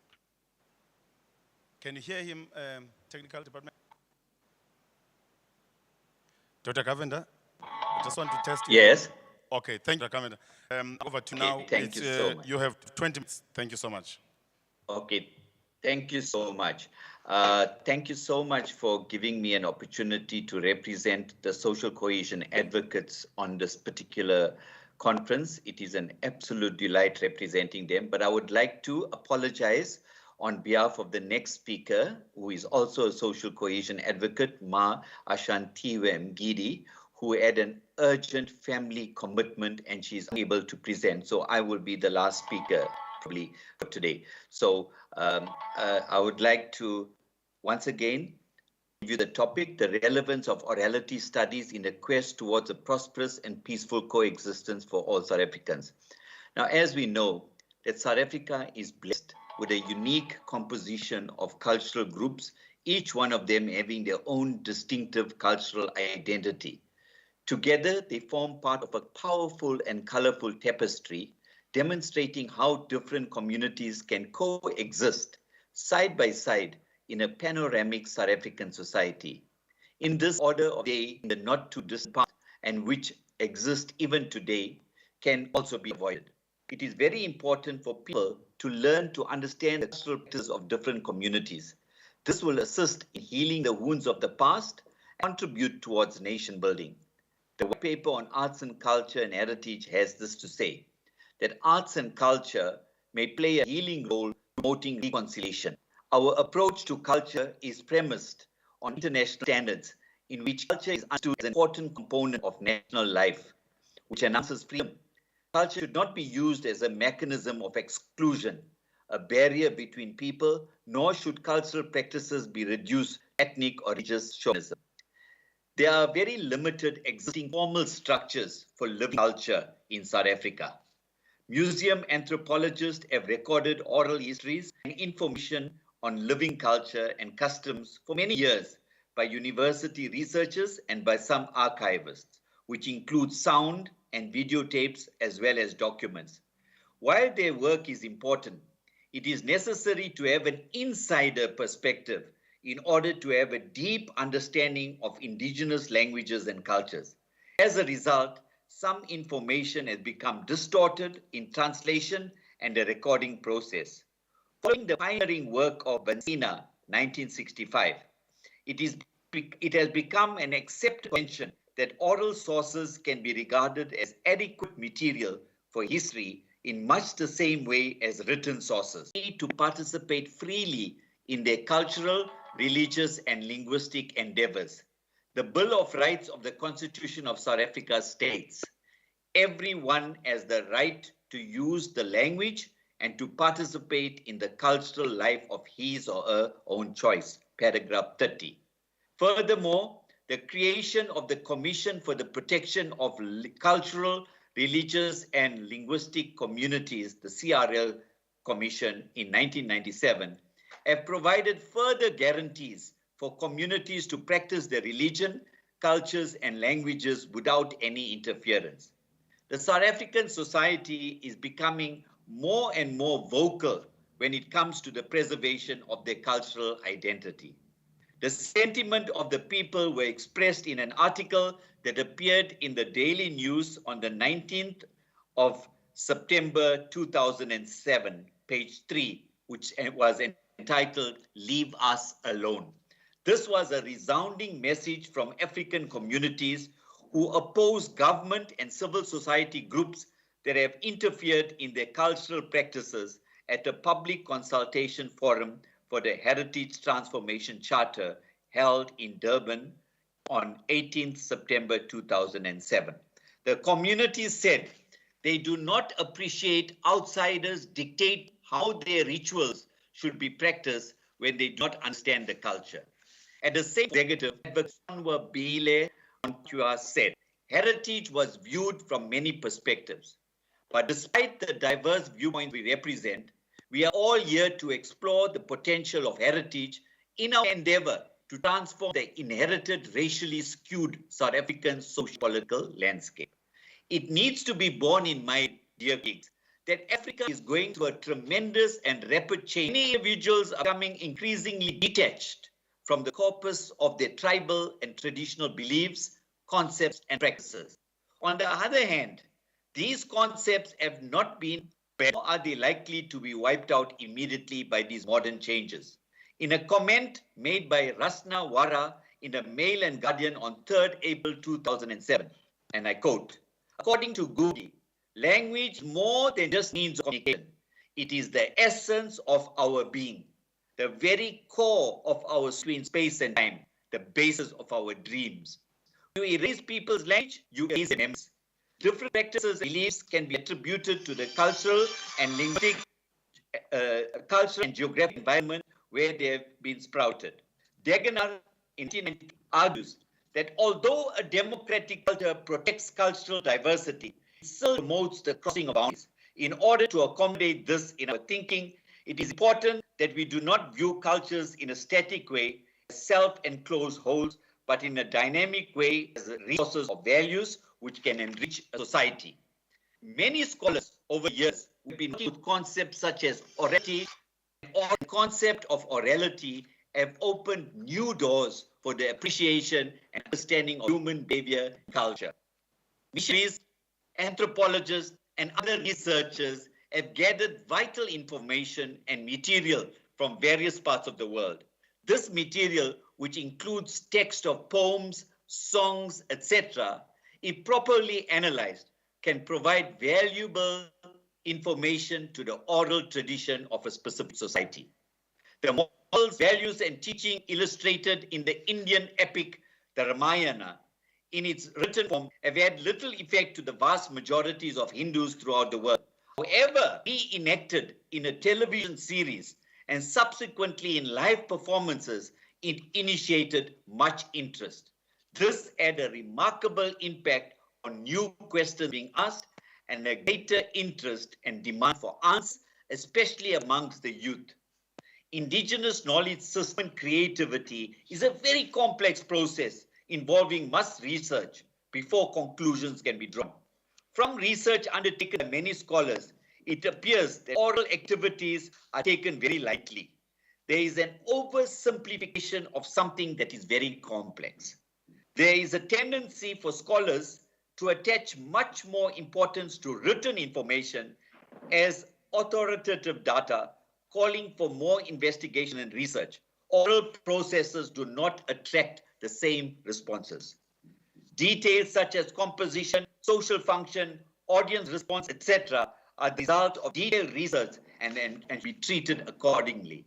Notwithstanding the regular performance of ceremonies within the respective communities in South Africa, there is a greater need for understanding of the significance of rituals and implications. This is largely due to the threat of disappearance of oral tradition in the face of growing literacy within the relevant community. When people of the SS Truro arrived in South Africa on the 16th of November 1860, a date which we celebrated 160 years on Monday, they brought no books.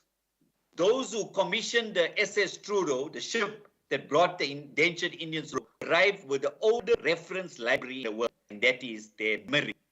Their memories were filled with what had told to them by the Ayahs and the Tatas, in other words, the grandparents. Rituals and ceremonies for naming, coming of age, marriage, and burial, religious celebrations and festivities such as Deepavali and Kavadi and Ramadan, Qawwali songs, mantras, and bhajans, women's village dances and the ceremonial ritual of lighting the oven, recipes for curries, samosas, and biryani, medicinal cures, building measurements and skills, detail of family genealogies, historic events were all in memory of people which were transmitted one generation to the other. They did not know that they had been brought here by the colonizing settler people who had a fierce tradition of their own, which they were eager to impress on others. So the people of the SS Truro ship not only had to remember their own tradition, they also had to defend them in the face of competing tradition, which was politically more powerful than their own, and therefore must have seemed at times more desirable and alluring from their own. Because language can be a fearful barrier, what they did not know was that they had come to a land where there were other bodies of knowledge held in memory, that's centuries old, just as this. Both the early Dutch trekkers and the indigenous Zulu people as bodies of rich knowledge held in memory, which identified them and informed their behavior, their sense of decency, order, and of human dignity. Themba Nsimang referred 47 years or so. Many other groups from all over the world have subsequently joined those indigenous Zulu people and early Indian and English settlers and Dutch trekkers, each group bringing with them their own body of civilizing knowledge. Knowledge carried in memory and handed down from generation to generation. The people themselves thrived at the time to reflect on what they know and what identifies them. Therefore, it is not surprising that there is a keen awareness among people in KwaZulu-Natal that indigenous and orally traditional knowledges should be documented in an academic way. Part of the proud tradition of the Zulu is celebrating in style. Zulu ceremonies are lavish, long-lasting events with a focus on communal eating, drinking, dancing, and singing. Zulu customs are still evident in today's ceremonies, the best known being the annual Shaka celebration and the Redance Festival, which held in KwaDukusa and Ngoma, respectively, in September, which is Heritage Month in South Africa. Cattle plays a pivotal role in the life of conventional Zulu men. For ownership of a herd, no matter how small, represents wealth, power, and status. For a single man, it is also means the ability to marry. It would be insulting for a woman to receive a proposal of marriage without a suitor offering his future father-in-law the required lobola or the dowry. When one reads the titles of studies conducted in the last period or the last few years, one is struck by the richness of the archive. The study of the significance of the coloring of Sanga Nguni cattle, the Zulu marriage ceremonies and the messages conveyed through songs, Zulu wedding ceremony, of the function and meaning of Zulu female dress, of King Beltini's Isibongo, of Isakazelo, of Zulu proverbs, the use of left and right hand in Zulu culture, the history of the Amashlubi tribe, the significance of praises of cattle, of Zulu personal naming, relative studies that have been done recently, and is helping with the youth to understand their culture better. There is also a study of Kavadi amongst the Indian community as an expression of contemporary Hindu ritual worship in Africa, of the oral features of the 16 Vedic samskaras, of the Bhagavad Gita as an oral literate tradition, of the South Dravidian temple architecture and the temples of Kajaro, among many other studies. Increasingly, the studies focus on the way that the oral traditions of indigenous knowledge is impacting on modern life and becoming part of our identity in a most immediate way. Current investigations are looking at land rights and the effects of HIV/AIDS on values and belief systems. What emerges from these studies is that in spite of colorful appearances on the surface that identify cultures differently, the orally traditional knowledges reveal that people essentially value dignity and order, safety and respect, trust and belief in power greater than any human power. So it is the orally traditional indigenous knowledge that can inform our African Renaissance and lead us to face the world with a truly South African identity. The African Cultural Trust puts the need for the preservation and by the implication the study of cultural heritage as follows. The conservation of cultural heritage is not merely a return to the customs of the past. It embodies the attitude of the people to the future of the traditional values faced with the demands of modern technology. The present status of the indigenous knowledge systems, dear colleagues, is that though these forms of knowledge have been suppressed, therefore, IKS should be brought into the mainstream of knowledge in order to establish its place within the larger body of knowledge. In this regard, higher education sectors can play a pivotal role in promoting research in IKS, which will contribute towards nation building. Recently, the COVID-19 pandemic, the importance of traditional medicine in overcoming this pandemic has been emphasized with more credence. Of course, there is always a danger in any situation. And the danger that faces us at this time is very serious. In the words of the great African sage, Amado Amabata Ba, every time an old man is in Africa, a library burns down. Ladies and gentlemen, dear colleagues, there are libraries and make this wisdom available to the South Africans of the future. We need to take our tape recorders, go into the communities and with the utmost respect request that we be told old stories that are all but forgotten because they have been ignored, demeaned, and neglected in the name of modernity and progress. Let us remember that there will be no progress without the eternal values that we all cherish. If we do not know where we come from, we cannot know where we are going. To overcome the material, emotional, aesthetic, and psychological destructiveness of art, and to encourage the holistic development of individuals and communities, it is imperative, dear colleagues, that the cultural dimension should be integrated into the overall processes of social development. Research to find common ground in terms of cultural practices can help to provide answers to the many problems that confront the country, which is in a process of transforming out of segregation into a unified whole. In conclusion, dear colleagues, clearly the post-apartheid South African society faces enormous social, cultural, and economic challenges in its attempts to confront the legacies from previous generations. Any attempts of cross-cultural studies can help to heal the wounds of the past. We all see the value of arts and culture in contributing to nation building. Since the inauguration of the first president of the new democratic South Africa in 1994, and the theme of many cultures, there have been numerous multicultural celebrations expressing our unity through culturally diverse forms. Art forms such as dance and music in particular are exploring and developing new forms which combine elements of various cultures with great success. Similarly, study of the rituals, performances of the different communities can contribute towards better understanding the needs and aspirations of different groups, which will result in forging better relationships and promise a brighter and more integrated and peaceful future for South Africa. So, dear colleagues, the Social Cohesion Advocacy Program that have been initiated by the National Department of Arts and Culture has an important role to play in forging better links between all communities in South Africa. Please support this initiative. Please give your undivided attention, because if we all work together to bring African community together as a cohesive society, we will be able to eliminate all the challenges and all the problems in South Africa. Thank you most sincerely, and God bless.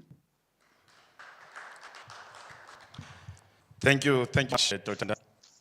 I see the social cohesion updates got power delivery. I think the minister chose well. Even a man of God here behind me. What things that was when you Pillars, and I will give you, I think, just one example each, and we'll see how we do in those 3 minutes. In terms of the first pillar, remember I spoke about the first pillar as being promoting the values of the Constitution, fostering the values of the Constitution. How do we do that in the current program of action? What are some of the current interventions there? We have, a mediated distribution of the preamble of the Constitution in the learner and teacher support material currently. So, all the learners who are receiving workbooks do receive the material on the preamble of the Constitution as well, as one way to inculcate the values of the Constitution. We also expect schools to have recitals of the preamble of the Constitution. All them just in schools. That's one way of promoting of the Constitution. Also, in terms of national schools, colleagues would be aware or might be interested to know that we have about 80% of the schools with the post and the national flag, and also as part about necessary protocols in terms of the hoisting, the mounting of the flag, and what the flag means. That's just one of the things we do in terms of the Constitution in that pillar number 1. There are many others that we do, but we don't have time to go through those. In terms of we spoke about, in equal opportunities in and readers, most of what we report about will be the work of labor in terms of, promoting democracy, for example, promoting the employment equity policy, polarization opportunities. You colleagues might be as well that most progress in terms of this one, in talk of employment equity, equal opportunities, most progress has been with the sector. There's a lot of this in private sector embracing the employment equity policy regime, and the Department of Labor is looking at. In fact, they are currently revising legislation to give it more teeth and to deal with cuts that simply wouldn't comply with the policy. We have a national action plan to combat racism, racial discrimination, and for tolerances that were in the last year, and it is on its phase of implementation. It's basically providing framework in terms of how public and private sector can deal with issues of discrimination. I've already said that most of the stacks should be, speak to current realities that people face instead of making one another comfortable. So on the surface, it's great, no scratching in terms of the dialogues we have currently. I think players to be, to move towards having more openness conversations, even though at times they may be uncomfortable for some. In terms of outcome 3, promoting, social action, that also speaks to conversations, but one of the sample, example I'm making there is in terms of the role of sport in promoting social action. That the more we make this sporting and recreation opportunity available to people, especially young people, the more we are able to foster social interaction, because as people play, they will tend to have a conversation, even a conversation. But there will be some level of studying and trust established in the play.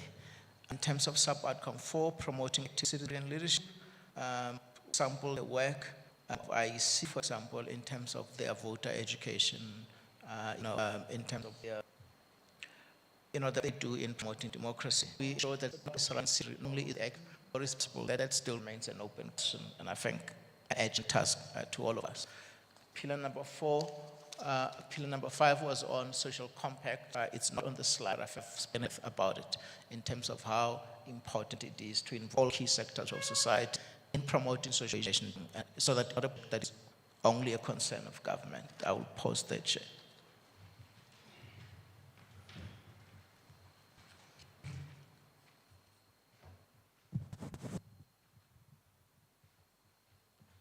Thank you, Mr. Rute. For now, we're at the point where we are going to both things. There's 2 terms that are left of thanks and the closure of the Colloquium by the President of Hasa. So I would to invite members from the provincial government in the Northwest to come and thank those of you who are worth thanking and leave out those who are not thanking. Thank you.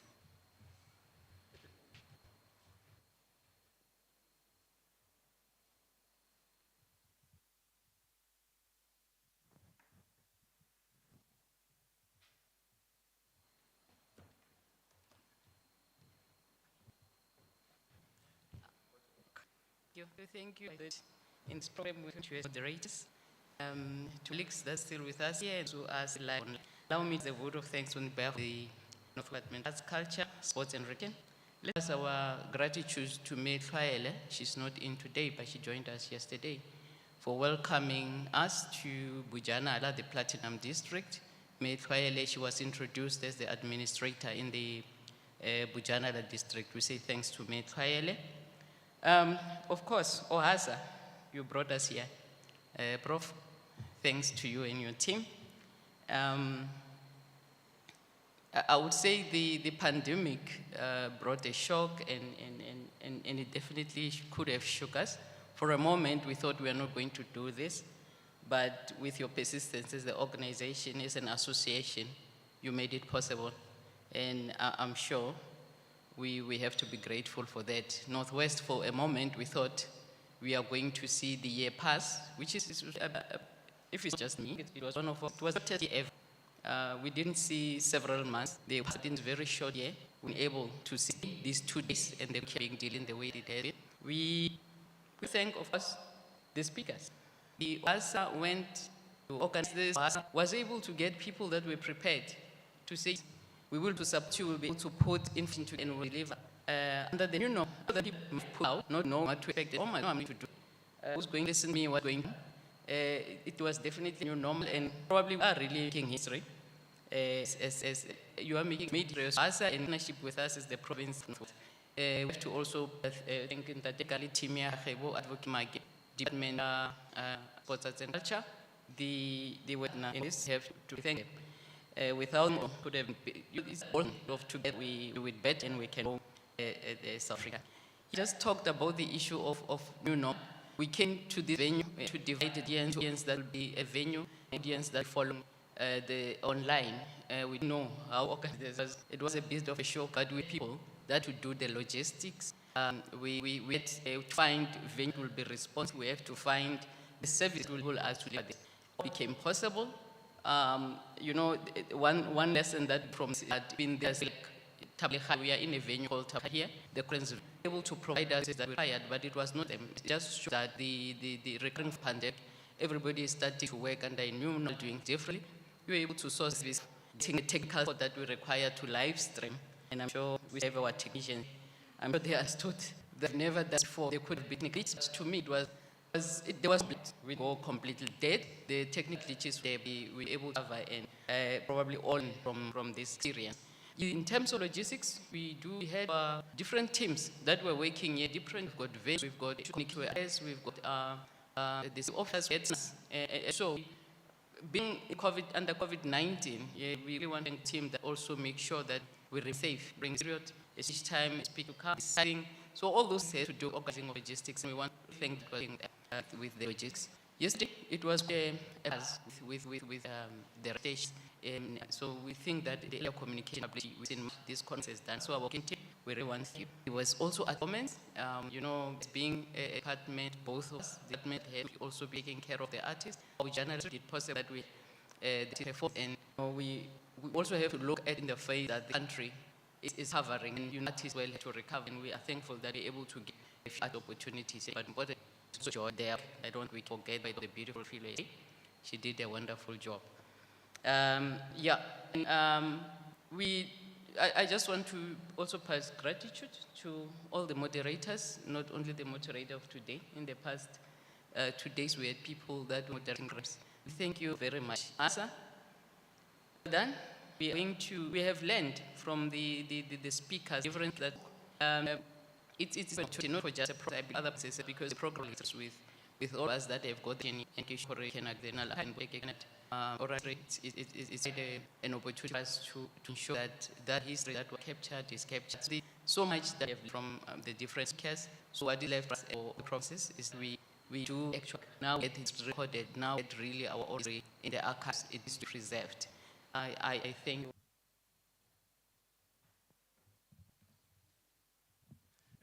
Thank you so much, Now we are going to invite the president of HASA, Professor Jan. In mind, next time, after 9 years, I would like to blend to another correlative of this language. When the words and the one fixed at the end, we say well in Ngoko. Now, everything in Ngoko and required to drive it, we don't accept time, but it is for Prof. We are requesting you to come and go in Ngoko.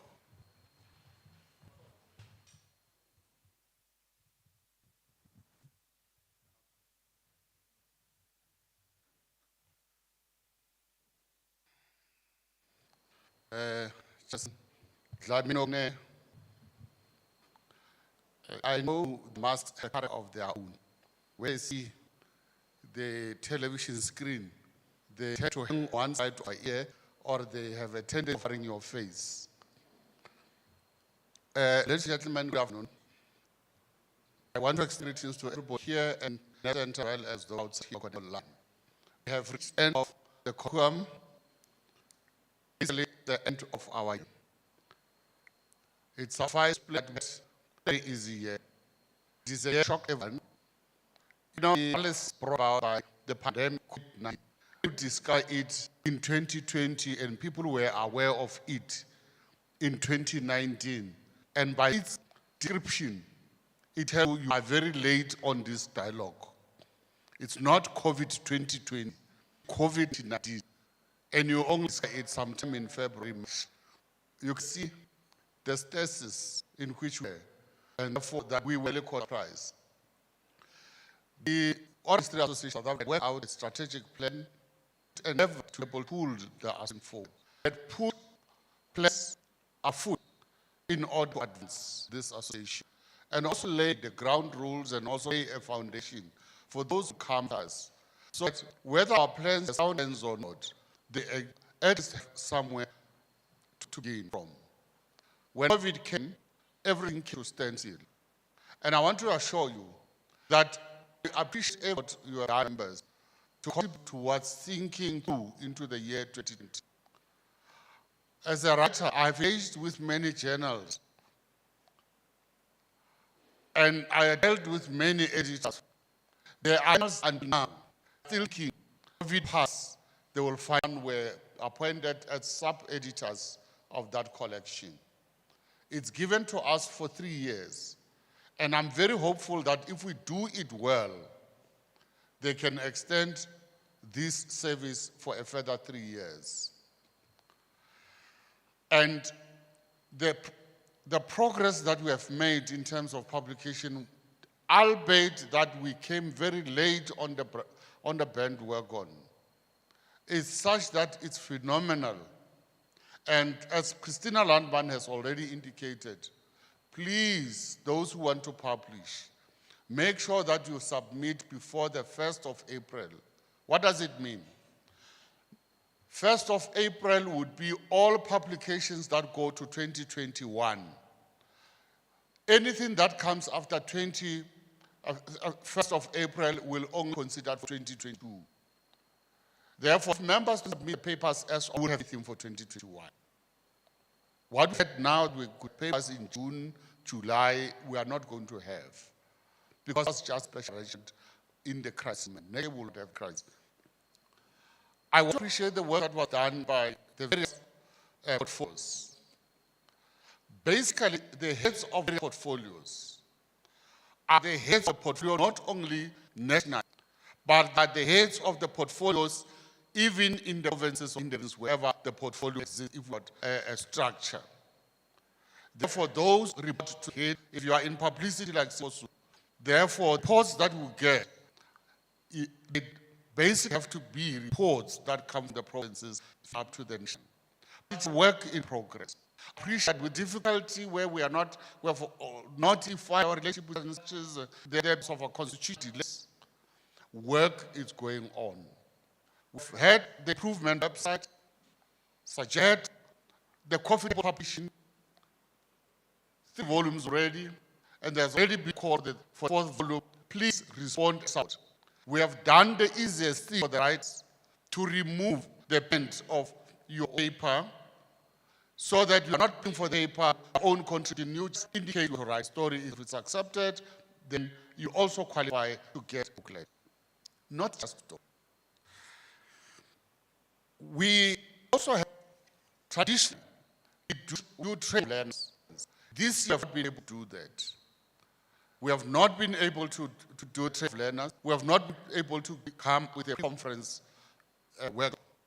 I want to appreciate work done by the West government, especially this tent, especially the section.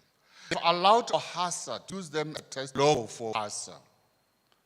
The first logo we conceptualized was conceptualized at a regional or at a provincial conference in Mafia. That logo was dubbed what today called the OHA logo. And winners, the first set of learners who trained on family history and memories and genealogies, we began in the Northwest. That was our second. Then we were struck by the greater lightning of the world, COVID-19. We wanted to test the possibility of using technology to run a conference. And we began here. Here we are, the 13. Congratulations to the Northwest. Congratulations. You have allowed yourself to become instruments of our own success. We steal the limelight because you provide the basis for the limelight. And calling up all other provinces to say, please allow us to become the instruments of our own success. It's a flagship project, the department, and we use conferencing as a flagship project. Why we need conferences or colloquium? It's because we want to have an intellectual engagement. This association, this executive, have already moved that we will not do just to have intellectual engagement in English alone. And we do that. We will send the wrong signals to the public to say Africans cannot speak in their lives. To avoid such theoretical thinking, we have made a call since the past 2 years to say, in accommodate you African languages. We want to apologize. These stringent program with that local. But we are saying we have embraced the use of languages in intellectual engagement. It's only in the regional language that you are to technology. The language comes in the technology in truth. I'm sorry for this, but I don't know whether we need to translate or transfer or adapt. Ladies and gentlemen, we've come to this far because of men and women who are capable and who are willing to pull the work on forward.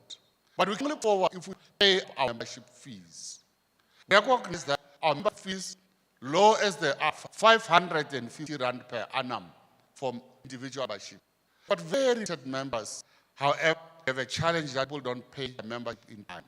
No, but know you're paying in time. To appeal to every member, pay for membership. I belong to an association organization where members pay years ahead. Where if you are like other people are that are there, when they are able to pay 5 years, they see it's now a permanent member. I don't know if it's because they think after 5 years you not exist. But it is a gratitude that's accepted to say you are able to be membership for 2 years. Now, if you pay membership for the next 5 years, you are a member. Perhaps we should choose success. For people, I appreciate the involvement of people in our progress. We have, many you have said ways quick out to reach. You know how splitting my tongue can be. But the reward people can always get is to get knowledge from others. COVID-19 has come with its challenges and the advocates, social cohesion advocates, so that we are carrying forward a mandate of healing the nation, but on the other hand, a mandate of reclaiming that which is ours, our history that is not recorded. I wish to thank everybody who participated here, but largely I want to thank all the organizers, all the foot soldiers, everybody, Wangani. If you are not capturing those narratives at Freedom Park, we would not have them here. Therefore, what we are capturing today and all other people capturing are leaving a legacy as future. We take very highly the work that everybody is doing. And I'm going to bring this home to a close. I don't want to thank you individually, but I also want to appreciate and thank the Department of Sport, Arts and Culture, Nali, and appreciate the whole country for affording us the human resources and financial resources to be able to run this work. We are possibly going to go to the Free State, and they will still back you with kept my hands to say, we are still available, we want to deliver. With a budget, you will not be able to deliver anything. I wish to thank you. Before I finalize, this a plan of agent, but I'm trying to check on numbers. Checking on the numbers, I'm not certain that we will be able to make it. But we'll check on the number, we'll check with people who pay, so that we check whether we have the necessary or so. But I'm saying, people, please let's pay.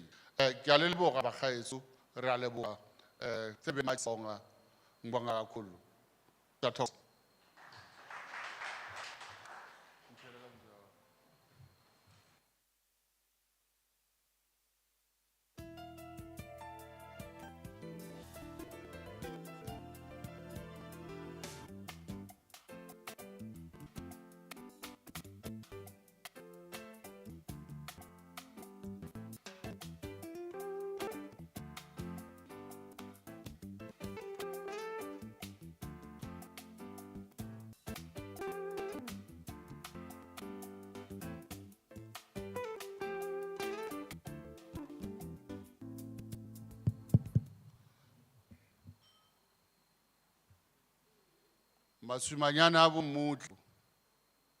Masumanyana abo mutla be mu apelo. Bare go le dikamla. Asizo bare mpamsipidi e fetwa ya e fe ile kana